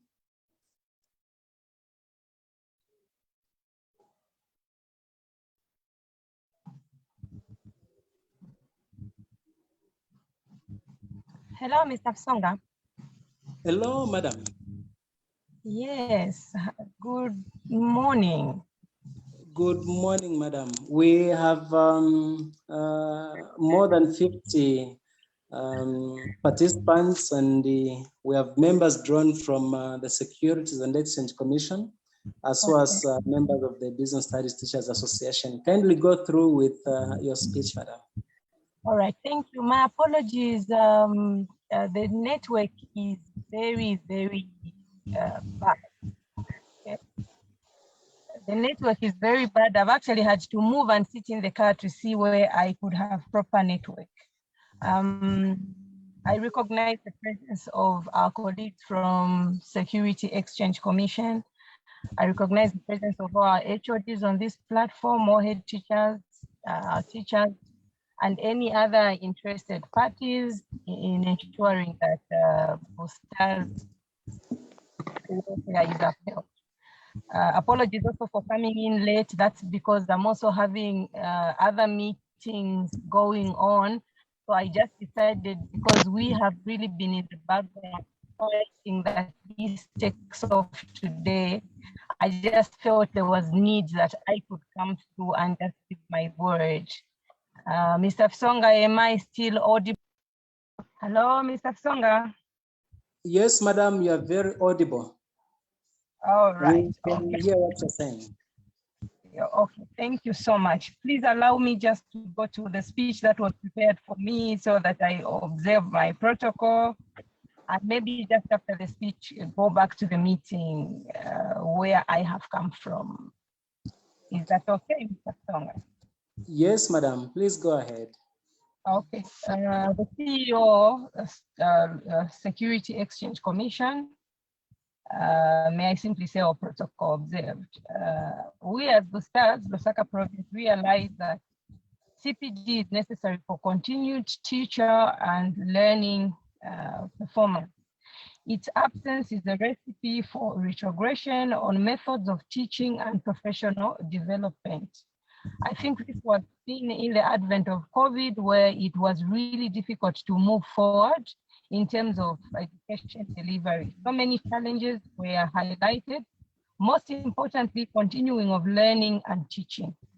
Virtual meetings, therefore, have become indispensable, and we as Lusaka province, therefore, wish to embark on a journey where we recognize the need for virtual CPD as well as teaching.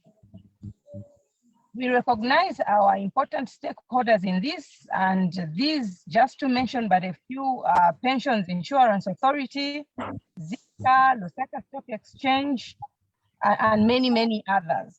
Okay, this is also in view of the curriculum that is soon to be revised, where we feel they hold an important role in making sure that our curriculum is actually relevant according to industry. Ladies and gentlemen, I also want to recognize the provincial team, which worked tirelessly in ensuring that everything was put in place. All logistics, all systems were in place to make sure that this takes off. I know that it has been very, very difficult, especially ensuring that today, the 6th, which was scheduled for the first meeting, takes off, because in the background, Mr. Fisonga and team have gone through so much, actually a lot of hurdles and hassles. I commend you, team. Hats off to you. You have done a very commendable job. The office at PO's office, Lusaka province, is very open to support anything that will come in this line. We will sit and review. Obviously, this being our first meeting, one or two things may have not gone according to the expectations of the many participants, but we promise that in due course, we will improve the delivery of the presentations here. We will promise also here today that we will bring on board all the necessary stakeholders, all the speakers, and we will tackle various topics of need, topics of importance, so that clarity and enhancing each other's knowledge is also part of what we have objective set as being important in these CPD meetings. Of course, not forgetting that we are very open to everyone who would want to suggest something that would make these meetings more productive. We intend to revise the times depending on the input that we will receive from teachers and anyone else that is here on this platform, from the timings that we have done today and the other meetings to the times that will be convenient to the many people, so that as we go on, it is just not formally having this meeting, but also bringing the many required stakeholders on board. Mr. Fisonga, with that said, may I thank everyone who has been here in this meeting and all the speakers before me. I want to recognize you and say we are very, very grateful. Colleagues from Stock Exchange Commission, we are very, very grateful for your time and even for the presentation. And many other presenters that will come in due course, we want to thank you also in anticipation. Mr. Fisonga, over to you. I hope I was helpful enough, as the network is very, very bad here in Mwende. Well, thank you so very much, Madam. You have made very important points, which are really salient to this meeting and going forward. You have also touched on the long-term goal of where exactly we desire to go. It's our prayer that with all efforts from the administration, your office especially, and all the members of Bustaz and the stakeholders at large, we shall actually move in one accord and achieve much going forward. Thank you so very much, Madam. Allow me to ask that we let go of you so that you attend the other meeting. Thank you so much for making a time for this. Thank you so much. Please have a blessed day. Thank you. The members are appreciative. Thank you, Mr. Mwidedi. Kindly continue with the presentation. Sorry for the interruption. It was a necessity. No worries, Mr. Fisonga. I was actually on my last slide, and then my colleague, Mrs. Semasiko, would then just take it up from me. So I'll just quickly wrap up.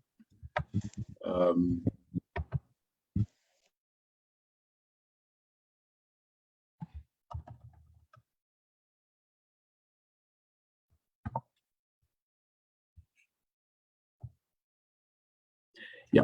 So, okay. So this is actually my last slide, and I was just really speaking about the various services that are offered within the capital markets. And I already touched on the broker-dealer services. So in terms of the stockbroking services, if you wanted to actually purchase securities, and this is both on the bank side and on the stockbrokers themselves for the equity, right? So if it's equities, you'd most likely see a stockbroker.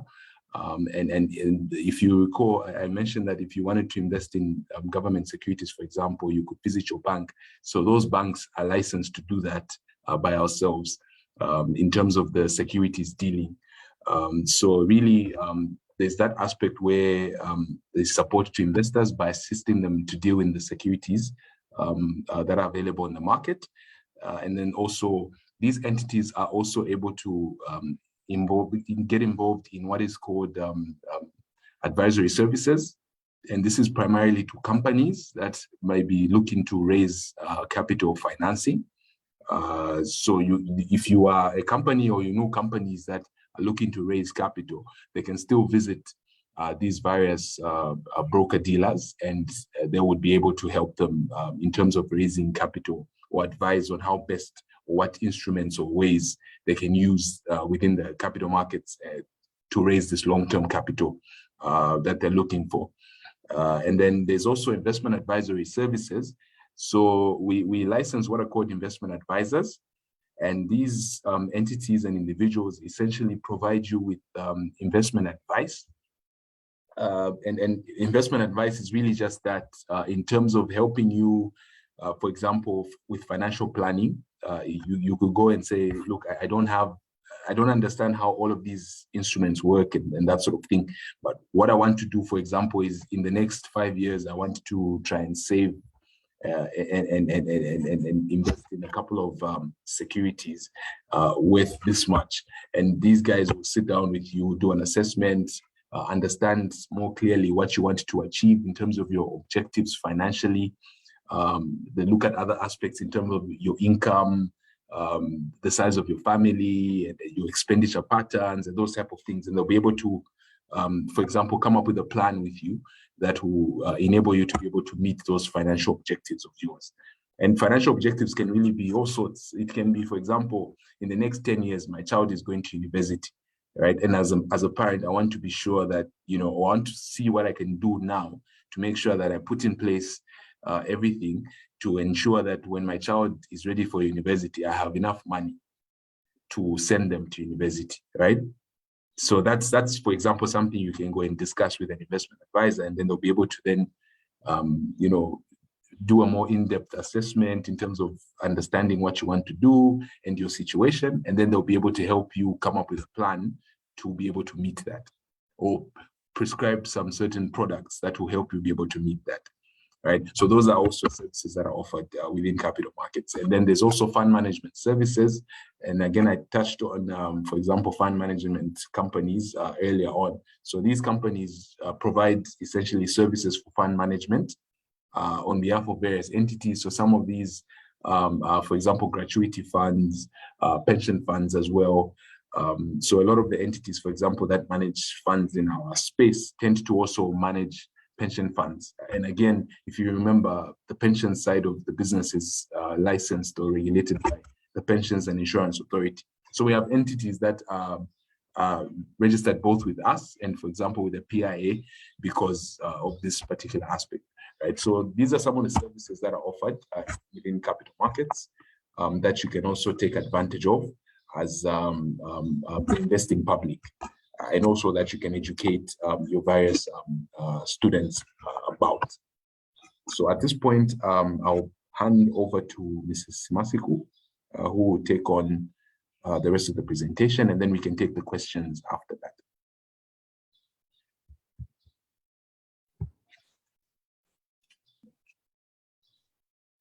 Thank you, Benson.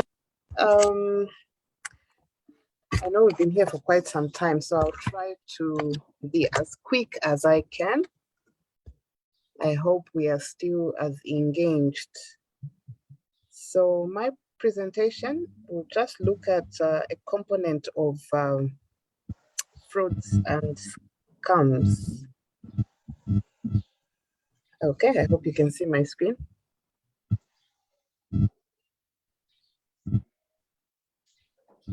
Are you able to see my screen? Yes, we can. Okay. Yes, madam, we can see your screen. Thank you. Okay, so just about 6 slides. So please accord me the attention as well. So in terms of content, so we're just going to look at the rationale why we thought it was important for us to talk about investment scams and frauds. And then we look at just some definitions, how we can avoid them, some of the red flags that we should look out for, and how we can report suspected investment frauds and scams. So, following from Benson's presentation, where money flows or where money goes, you tend to find that there are a lot of people that have got ulterior motives, and some of them will come masked as people that may appear to be legit. And so sometimes we find ourselves in a situation where we end up getting scammed. So we have also realized that there has been an increase in incidences of financial fraud, and not just in Zambia, but globally as well. I think from the onset of COVID in 2020, I think when we had it here, there are a lot of services that we are now doing online, using digital platforms. So likewise, right now we are having this virtual meeting, which may not have been possible a few years back, but after COVID setting, a number of institutions, even church now, you would find yourself having a church service virtually, things that were not easily doable in the past.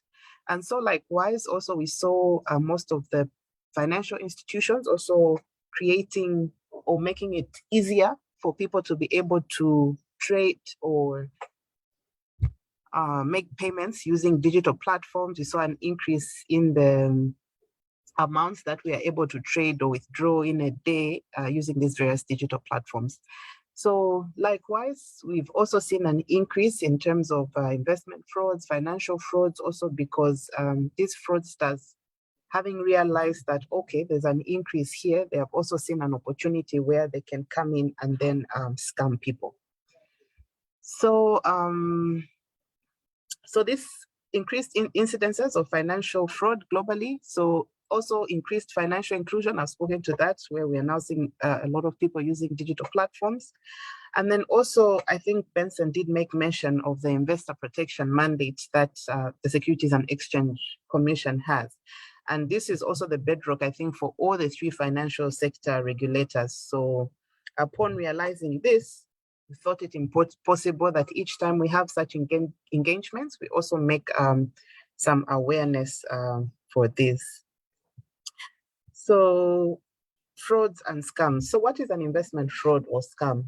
So the illegal sale or purported sale of an investment product. So this is where a fraudster comes to you and they sell you an investment product, which is illegal. I think Benson did mention that all institutions, transactions that happen in the financial sector are regulated.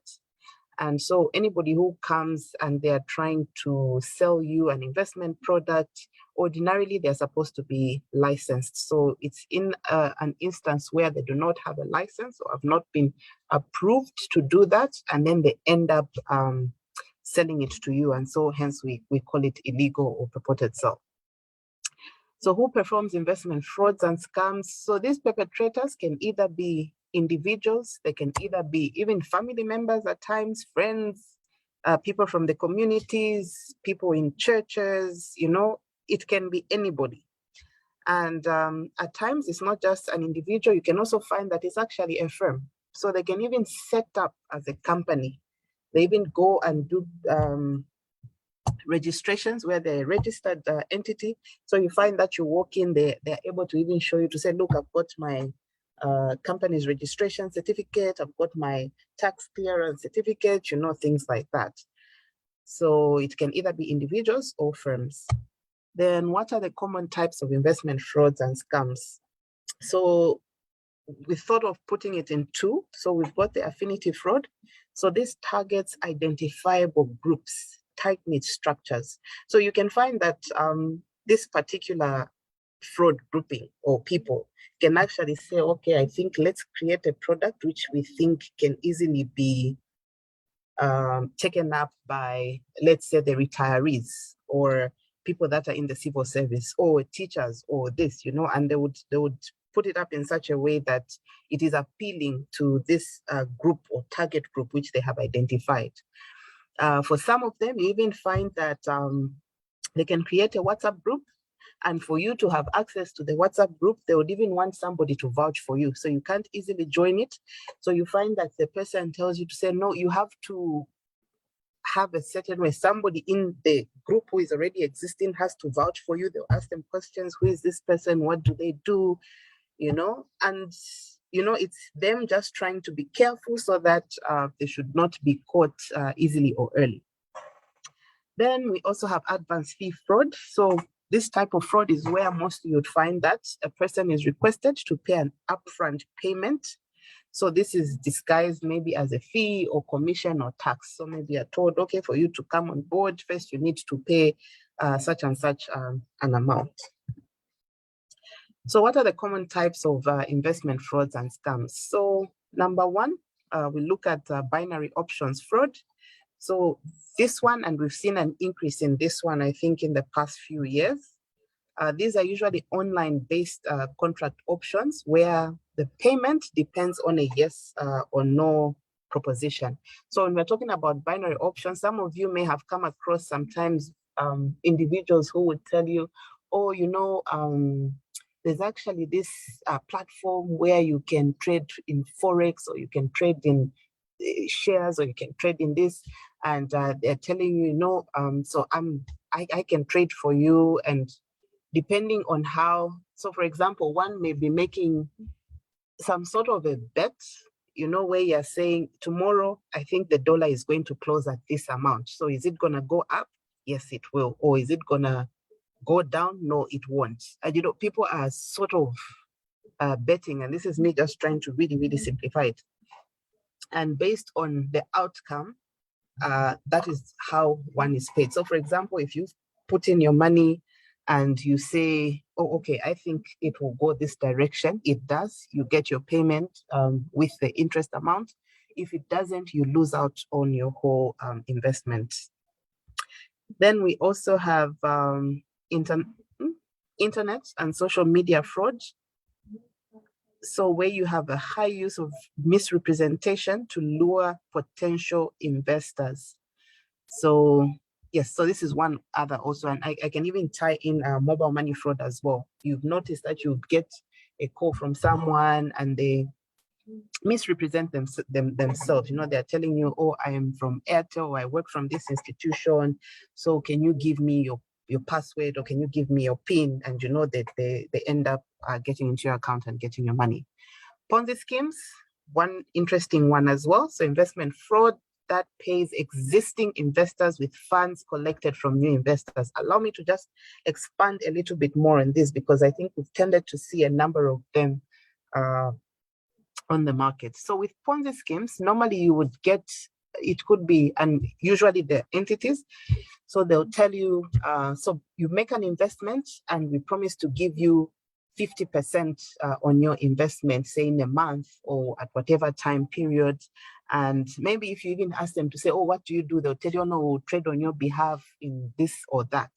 So, but basically what happens in the background of a Ponzi scheme is that the fraudsters themselves are getting money. So if I tell you to say, oh, give me your money, and after a month, I am going to give it back to you with 30% or 50% interest.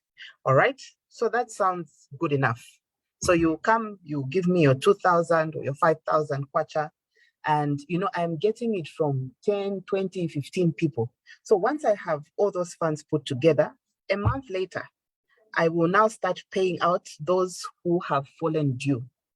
So if you gave me your 2,000, a month later, I am able to give you a 3,000 kwacha, having included your 50% interest. So a Ponzi scheme will survive on the new deposits that keep on coming in, because once I have paid you, you know what you're going to do? You're going to go and share this information with 5, 10, or 20 more people. Say, look, I found this institution, very quick way to make money. You give them, they will give you 50% interest. And so just you yourself might be able to even bring in 20 or 30 other people from your network that will go and invest in that scheme. So you find that in the beginning, it's very easy for them to even keep on paying out. But at the end of the day, they're actually netting in more money. Some of them have a target amount to raise. Once they have raised whatever amount they would want to raise, you just find that they disappear and you're unable to track them or to find them. Then you have pyramid schemes, usually disguised as legitimate business entities. For example, multi-level marketing companies that solely thrives on new recruits. So I've also seen an increase in this business model where people use multi-level marketing. So they'll tell you, okay, so at our institution, we'll give you these products, so you can buy these products, you go and sell them. And if you recruit people, you're given a commission for that recruitment. But you do find others that, will only solely thrive on new recruits. So you find that there is no emphasis on selling any product or service, but instead much of the emphasis is placed on the recruitment. So most of the money is made on the recruitment. So those are usually pyramid schemes.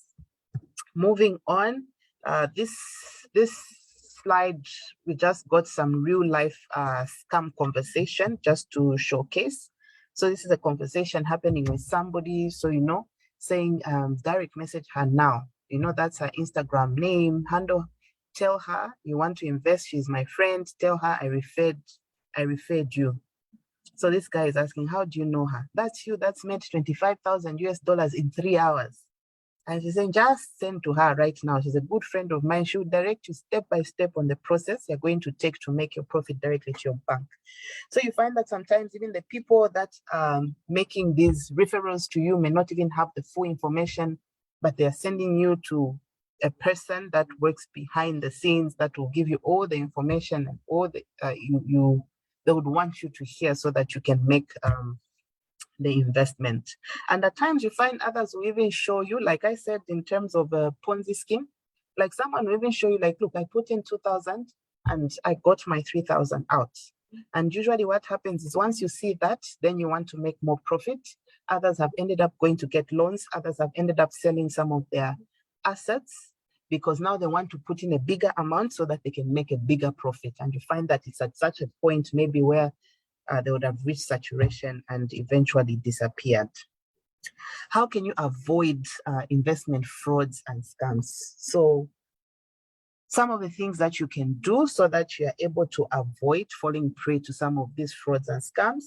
Number one, embrace investor education and be a smart investor. That is why I think I was very excited when I heard of this platform to get to interact and talk to the teachers, because I just knew to say, if you're talking to the teachers, then you're talking to a bigger number than what we have on the platform, because I know you start to share this information with the students, you start to share it with your peers.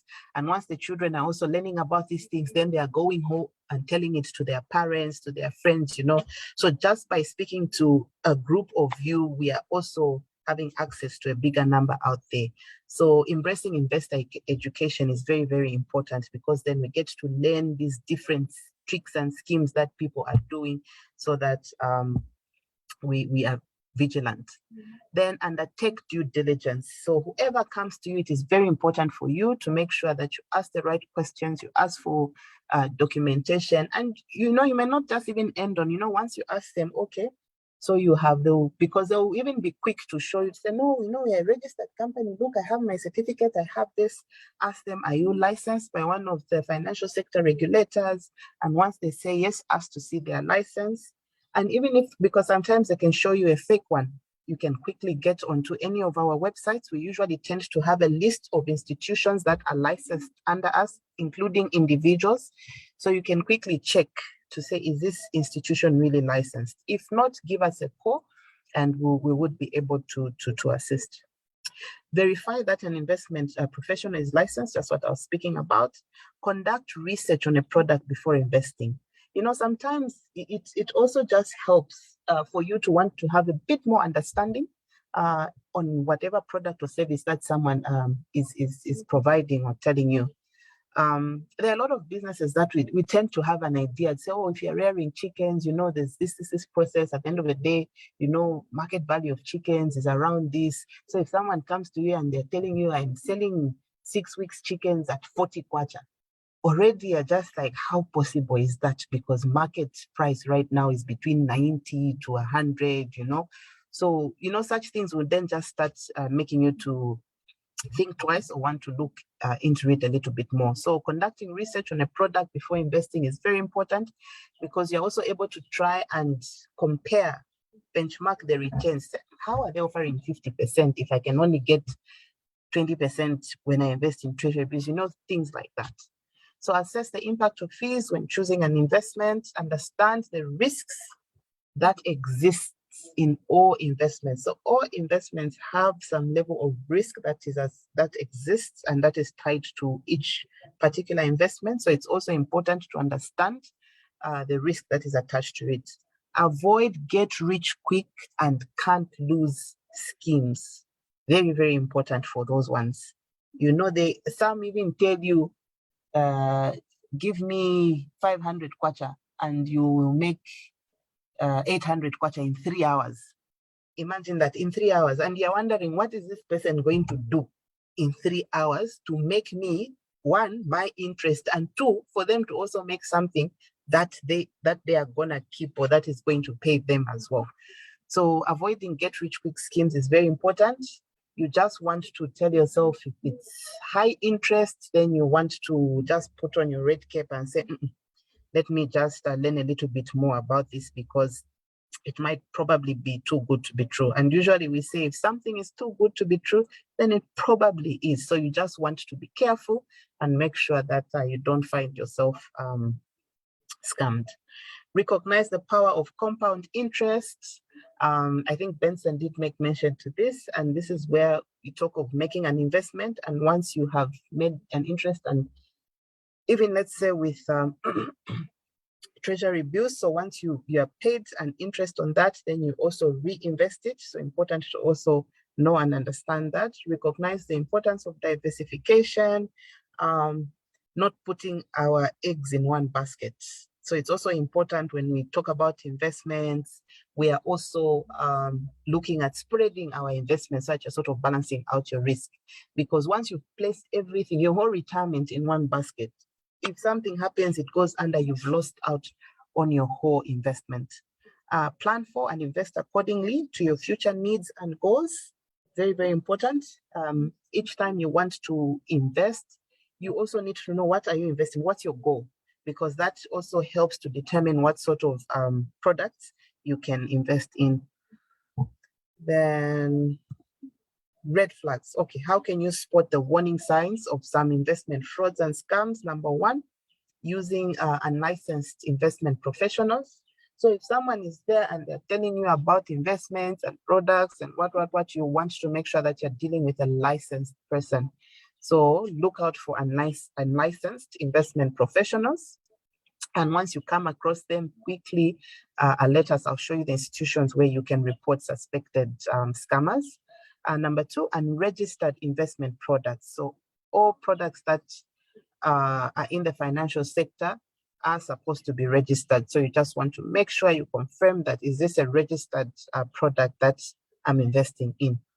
Also, aggressive marketing and sales strategies. These guys are quite aggressive when it comes to their marketing, and they'll have all the time for you in the world to just explain to you, are you not clear? I can go over, I can phone you, I can do what? They're always on you. You just tell them, so I'm busy.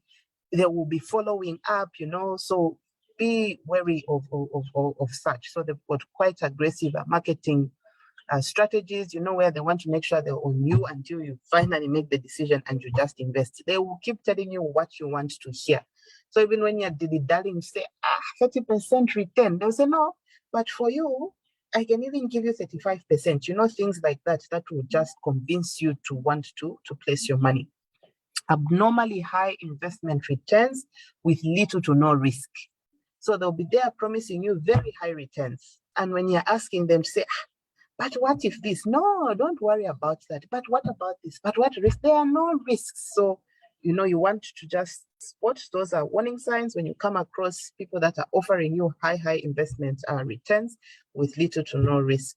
Guaranteed and fixed returns on investments, because normally, I think Benson did mention that the notion of, even with share prices, we tend to say that they either go up or down. So there's usually a level of risk.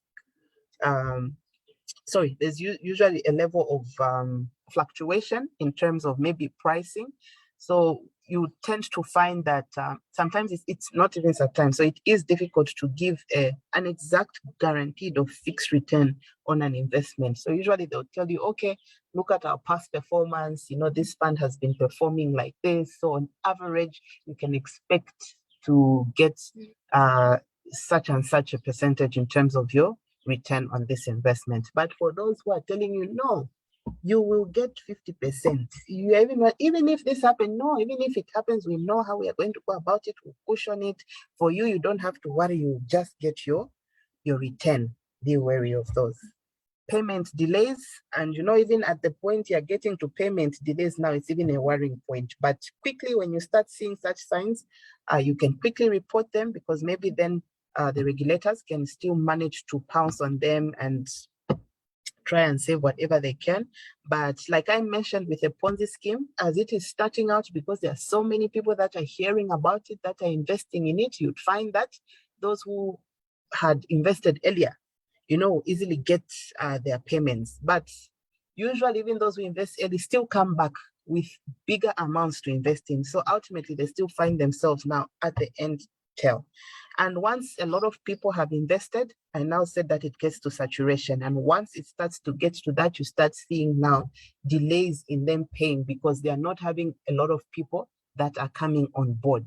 Because the concept is you're paying the new one you're paying out what is due from the new deposits that are coming in. Then issues. So you find that one of the things which these people don't do quite well on is disclosures. They're not providing all the necessary documentation and information that you would need so that you can make an informed decision. And my last slide, where should you report suspected investment scams? So you can report them to ourselves as a Securities and Exchange Commission. We do have a number that you can call in. You can email us, you can write to us. So in whichever way, you can tip us. You can even tell us. We do have a tip-off, an anonymous tip-off service, where you can actually just call in and just say, look, I would like to make this tip anonymously. So you don't even tell us your name and whatnot. And what is important is the information that you give us so that we can investigate and look into it. We also have the Bank of Zambia. You can also report any suspected scammers to BOS and the Drug Enforcement Commission as well. So in case of anything, be quick to just get in touch to let us know so that we can see what can be done. I'm sorry I had to rush through, but I hope we have gotten one or two things from that. Thank you so much. Over to you, Madam Dinga, I think.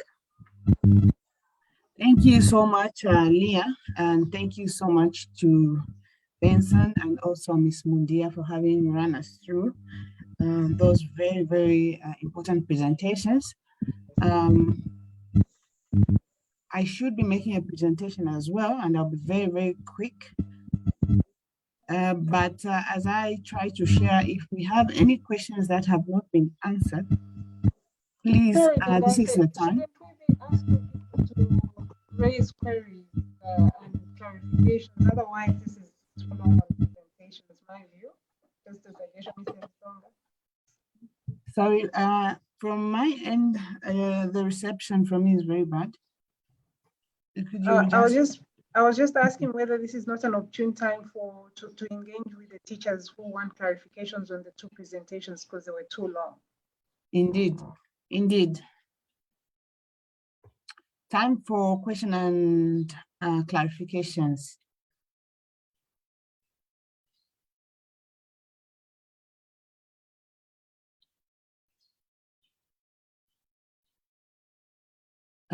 Perhaps as we are waiting for you to come on speaker, we can look at the questions that came through the chat. Well, I just tried to respond to the questions that were in the chat.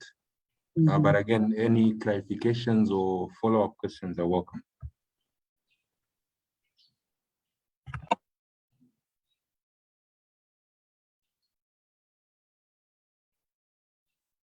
So we had a question from Mr. Michael. Is this Michael Mkamba? Are you okay with the answer that was given? He was trying to ask if you could shed more light on the debt market and equity market under the capital markets. We also had Mr. Richard ask a question. Mr. Fisonga, how easy is it for one to sell their stock or shares on the Securities Exchange?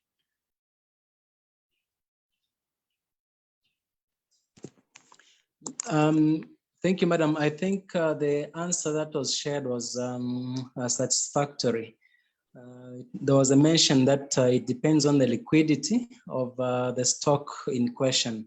So if the stock is on high demand, most likely that it will be more liquid because there will be more people wanting to buy it. So if you want to sell, there will be customers available to buy it.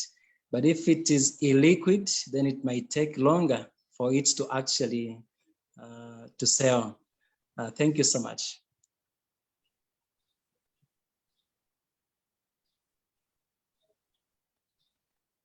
Okay. With this, ladies and gentlemen, do we have any more questions?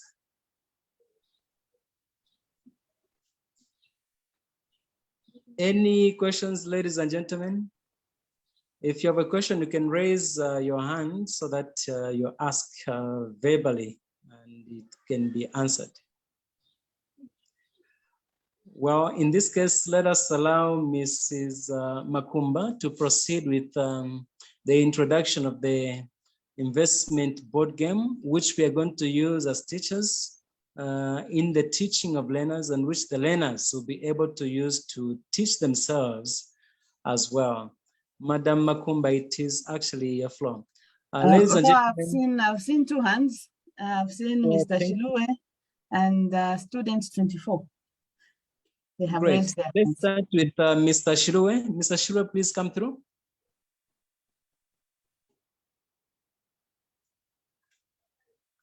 Mr. Shilue, unmute your speaker, your microphone. Unmute your microphone and speak through.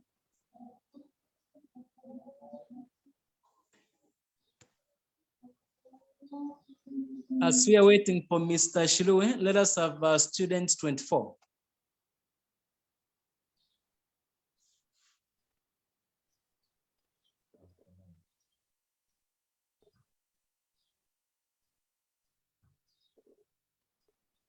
Students 24, please speak through. Come through and make your point.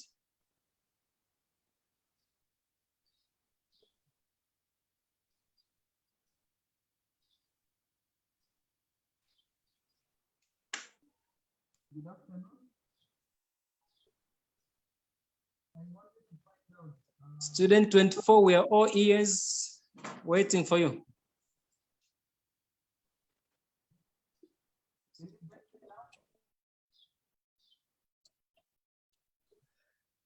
Thank you so much. I'm sure the questions will come later. Maybe we can proceed with the presentation from Mrs. Makumba. Thank you, Mr. Fisonga. Please, whenever you're ready, participants, feel free to interject and. Sorry, Dingase. Mr. Shilue is saying host not allowing us to unmute. So I don't know if could be the settings or something.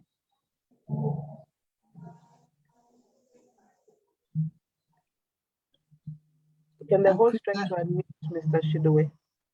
Okay.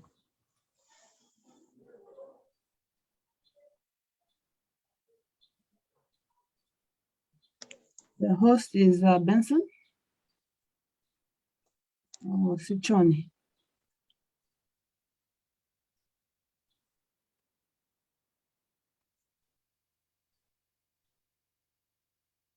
Mr. Shilue is still on mute.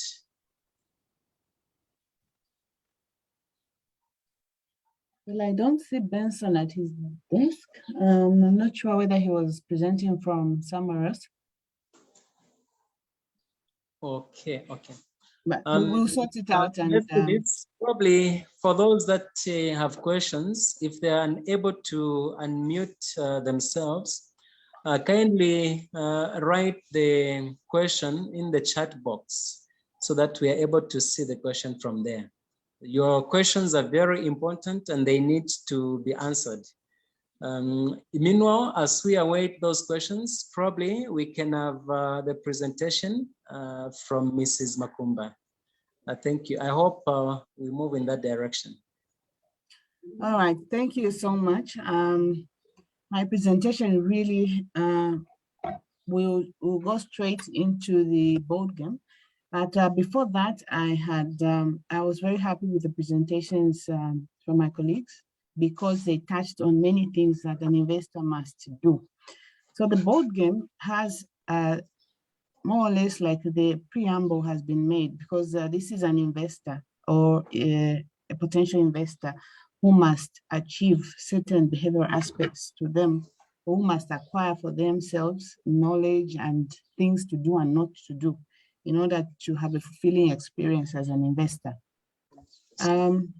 But of course, you need to appreciate that if you want to get on a journey of investing or saving and investing, which is very much a component of the themes for the National Strategy on Financial Education, is that you need to start on a plan. You need to have a financial plan. And I think my colleague Benson mentioned that on that plan, you need to have goals and it will help you understand where to go on your trajectory to investing.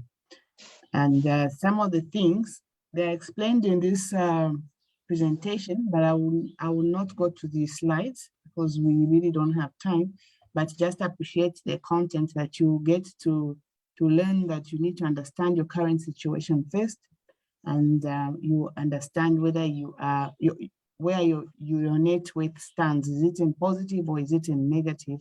And what you can do about the situation. If, for example, you are in negative, meaning you might be owing more money to other people than you have in your assets. So what can you do about it? That can be explained, how you can go about paying off your debt and then starting to comfortably embark on investing. Your options in the capital markets were obviously shared. This is your, you can invest in the shares, in the bonds, or in the unit trusts and other products. So we go to this slide was speaking to the Financial Literacy Week theme, which is Beauty of Future, Be Money Smart, just for you to understand that it is very much of interest at a very high level that you get to build your future using your money. And all these have been spoken to, protecting your money and also putting it to use where it can grow and meet some of your financial needs. Okay, so I will go to the board game, which is here, and in very much, it very much speaks to an investor and how you can maximize your earnings and also how you can avoid fraud and minimize your risks. So I'll just try to sorry, I'm trying to enlarge it. Okay, so this is a snakes and ladders game, and I'm sure that most of us have played this game before. It is a game that is played between, can be played between two players, 3 or even 4. And what it tries to achieve is that whatever you do with you have your dice, of course, and as you are playing, you start rolling, and this is starting at 1. Now, because this is packed with knowledge, investor knowledge on things to do and not to do, so you will find that if you do something right, you climb up your ladder. And in the case that you do something wrong as an investor, the snake will swallow you. So it is a fun-packed game, but also giving a learning experience for any investor. So I just want to give some examples of what it is that an investor must do when they are starting, and what some of the good things and the wrong things that they can do. So it starting at 1. Yeah, better that way. Starting at 1, there you are on your way to investing. Starting at 1, at 2 rather, one of the functions just introduces you to the SEC and understand that there's a regulator in the market where you are going to be undertaking your investments. For example, if you are trying to invest in the capital markets, and that regulator is introduced as the Securities and Exchange Commission. And what they do is to ensure that they protect you, the investors. So if you roll your dice and land at 4, what you're trying to do is you're planning, and you contact if you contact a SEC licensed stockbroker to know your right as a stakeholder, also as a shareholder, sorry, then you are doing something very good and it will help you climb the ladder. And when you climb the ladder, you will land at 14. And here you get to understand, the stockbroker obviously explained that you'll be paid dividends if the company makes a profit, and that you have you will know, and this stockbroker can recommend or can explain to you the various companies that are selling their shares, and will explain to you that you have to attend the annual general meetings and things like that. So as you go on playing, it explains further. I'm finding it a little difficult to.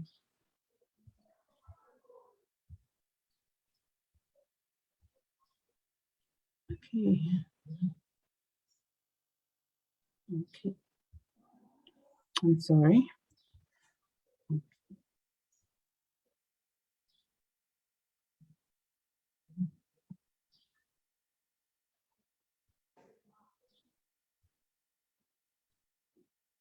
Okay. So you should always keep track of your investment. This is an advice that was given after if you landed at 17, for example, if you fail to seek information regarding your investment, you will lose money. And you may have to go back to the basics where you should always keep track of your investments.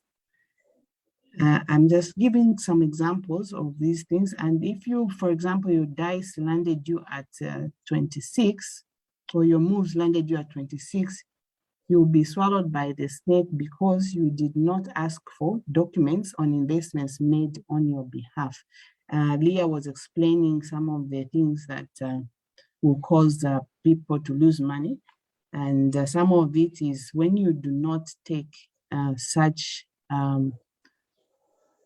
due diligence, like asking about the documents.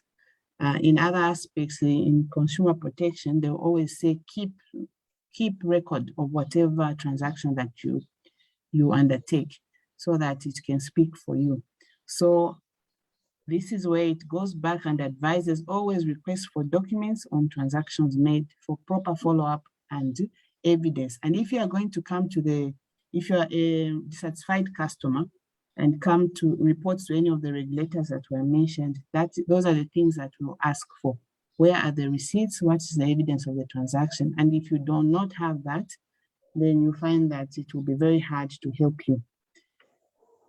And if you move to 20, where you find there's a ladder, you must contact, what it says there is that you must contact a SEC licensed investment advisor to obtain more detail about a financial product before investing. This is speaking to the need for you to research the products that you are being offered. And if you do that, you'll find that you are climbing, or you are actually undertaking something that is valuable to you, to the process of investing. So it lands you at where it says it is important to seek maximum information and professional advice before investing. So I just also would like to go to where there's a very long snake. It also shows that it's a very poor habit. If it really lands you takes you very much back in your process of investing.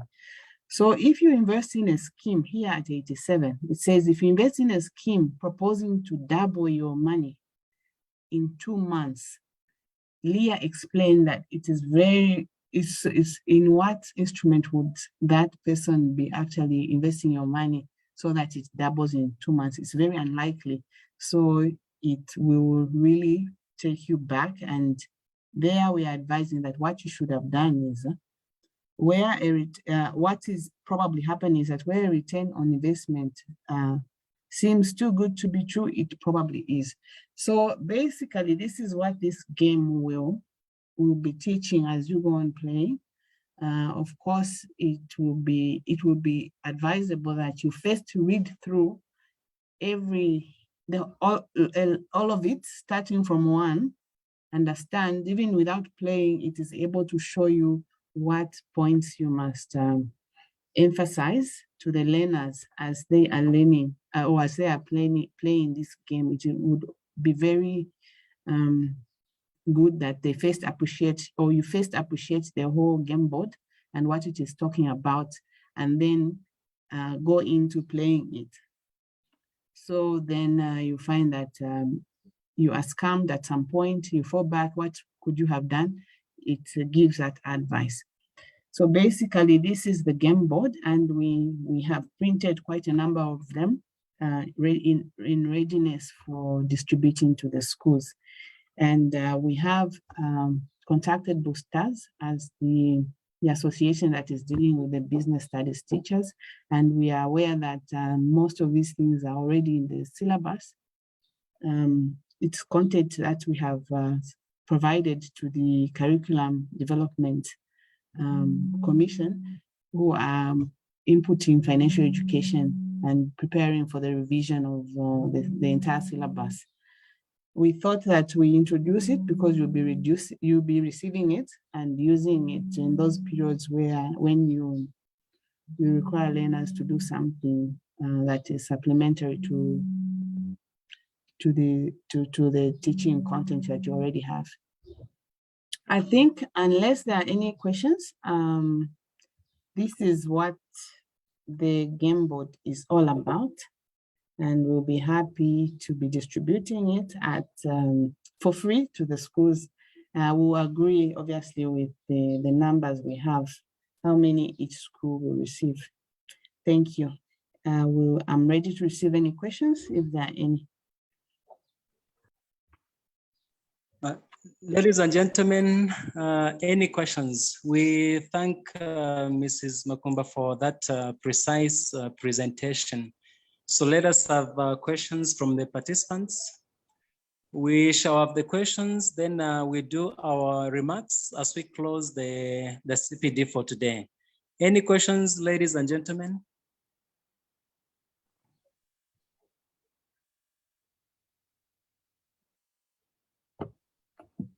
Any hand?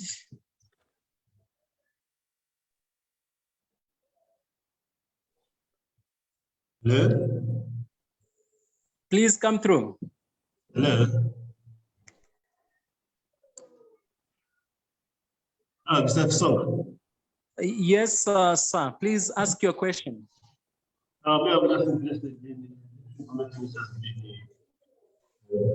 to us, are they going to distribute in schools? Are they going to be distributed in schools? Madam Makumba, please answer the question. Yes, these will be distributed in schools. It will be we agree with Bustaz. We are relying on our relationship with Bustaz to distribute the same game boards. I'm not talking about the game board. I'm talking about the other information which has been provided to us teachers. The game, sorry, I didn't hear you. The information which has been provided to us.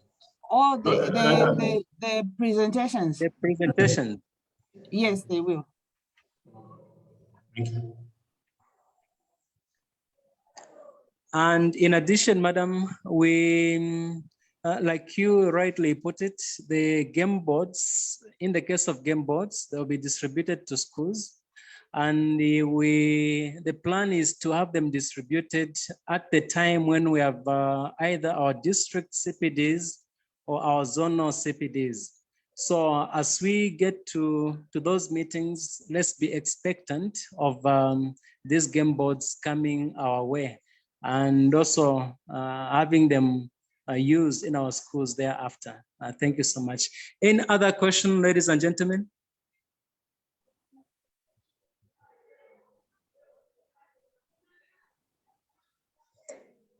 Well, there doesn't seem to be any question.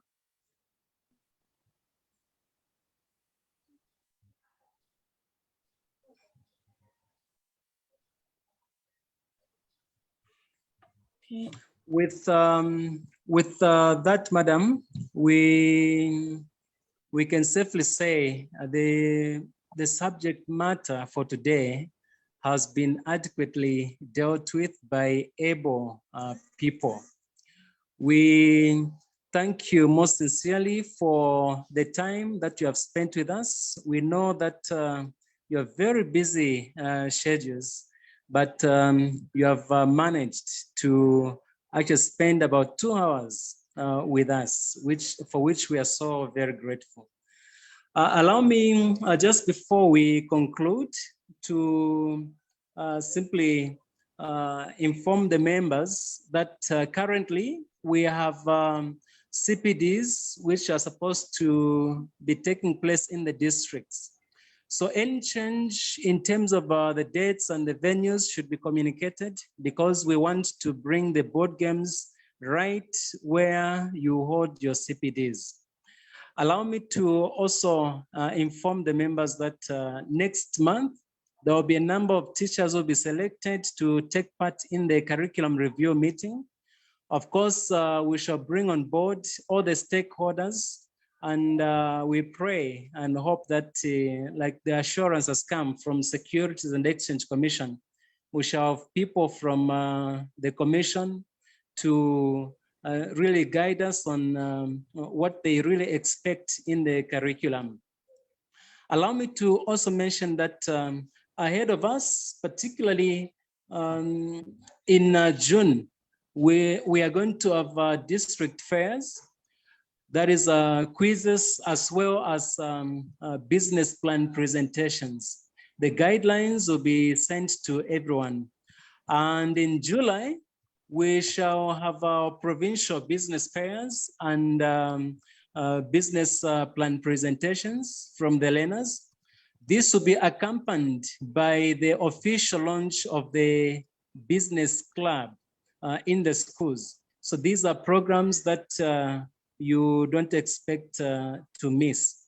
But besides that, we are also going to have a conference right in August after those business fairs.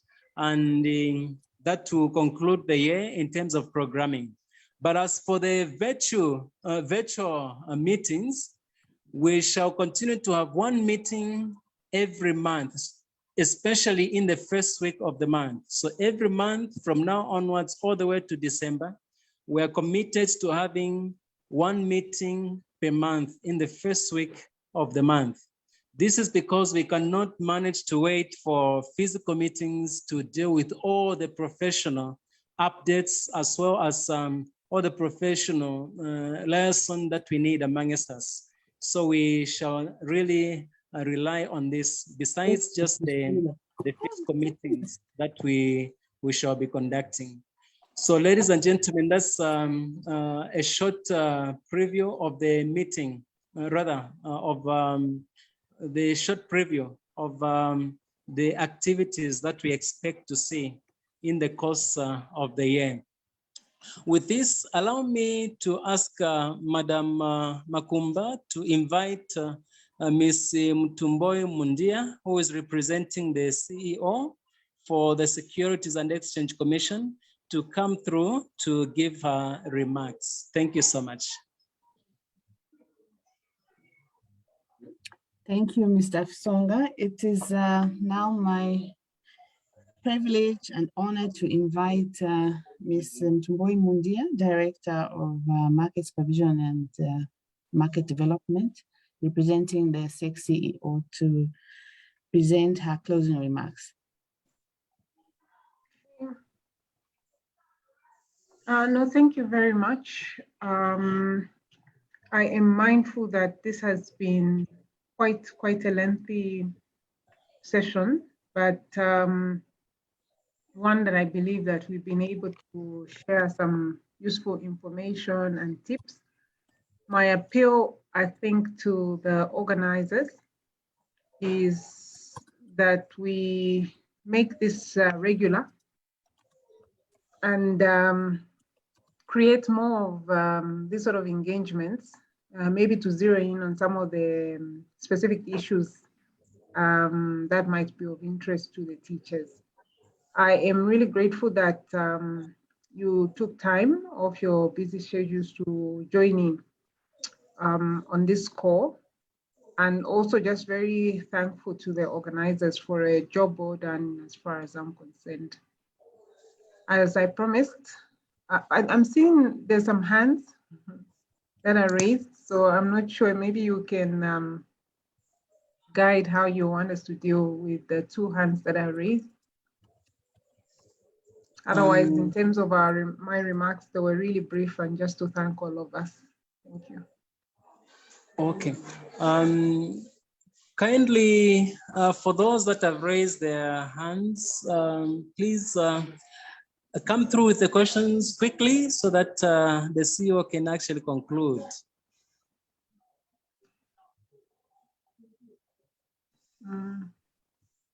The student 24, I was just thinking, just in case you have a pressing comment to make.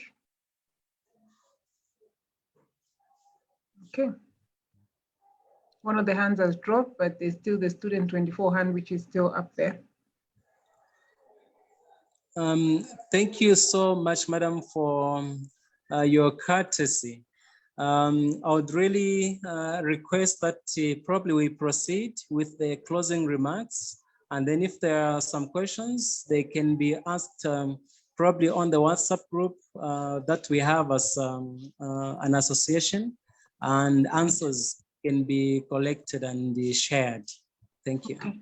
No, thank you. So just in sort of concluding my earlier remarks, it's also to make an appeal through your office, Mr. Songa, that where we are seated, probably you've gotten the gist from what we're presenting, that the sector we regulate is actually big, and it's got different players, and it's increasing by the day. So what we have seen with the onset of the new government is that there's been a lot of interest in terms of both local players and international players to come into the Zambian capital market. That is a signal that I think is useful also for your members to know that right now the Zambian capital markets are being looked at as a very lucrative place to participate, or as a country, we seem to be getting this very positive feelers of a promising jurisdiction. So what that entails is, as the locals, we need to showcase ourselves that surely we are that markets that they can entrust with capital, especially for foreign participants, but also for local participants. I mean, you don't want your money to be distinguished on that front. But then it creates a very, very good opportunity for us to mobilize capital, which we need to develop our country. But then what is also important is the education, the understanding of how the markets operate is cardinal for our locals, so that they don't remain behind with what we think will happen, which is that we'll see a lot of entrepreneurial activities in Zambia. And for those that come to the capital markets, they give each one of us an opportunity to be part of that transaction or that business prospect. But then if people don't understand capital markets, they won't position, even when they hear that there's a company which is listing, they won't participate in that.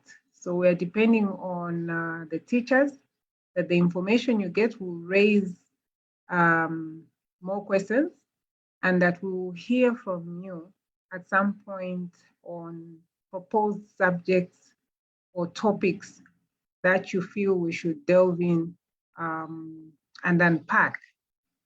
I sort of got the sense that maybe we came to you with a lot of things at the same time, and that we probably need to follow up this conversation with more concise subject matters, so that, you know, we really exhaust some of the queries, or, you know, some of the learnings around very specific things, and do a staged process of learning following this, which was almost like an introduction, a very broad introduction to many things.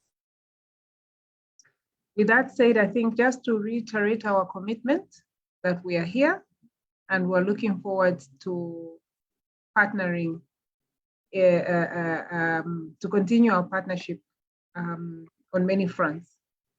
With those few words,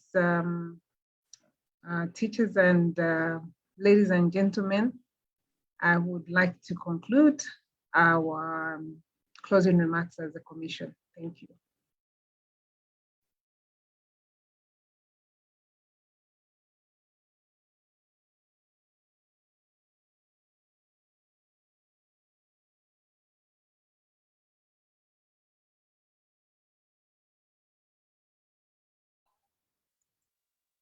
Any words from Madam Makumba? No words. I think everything has been said. We remain open to you, and we remain to be advised when we can come back to you, and how we move with the rest of what we have been planning, especially on the distribution aspects. And thank you again. The thank yous have been said very ably by my director.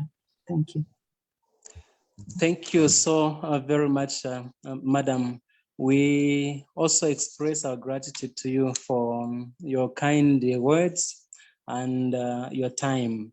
We definitely shall continue to partner with you in as far as financial literacy is concerned, and the improvement of our curriculum.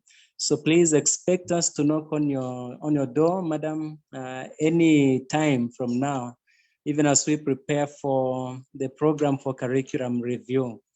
We thank all the teachers that have attended the program. Ladies and gentlemen, you have not wasted your time. The knowledge that you have gained will go a very long way, and it will help you in the dispensing of your knowledge to the learners, and also for personal growth and for personal investment purposes. This is where we come to the end of the meeting. And as we log out of the meeting, please let us remember to write our full names in the chat box and the schools we are coming from, so that we know exactly who was present, and we should be able to prepare certificates for those that were present. This counts for your CPD credits. Thank you so very much. God bless you, and have a great day ahead of you. Thank you. Thank you. Bye-bye.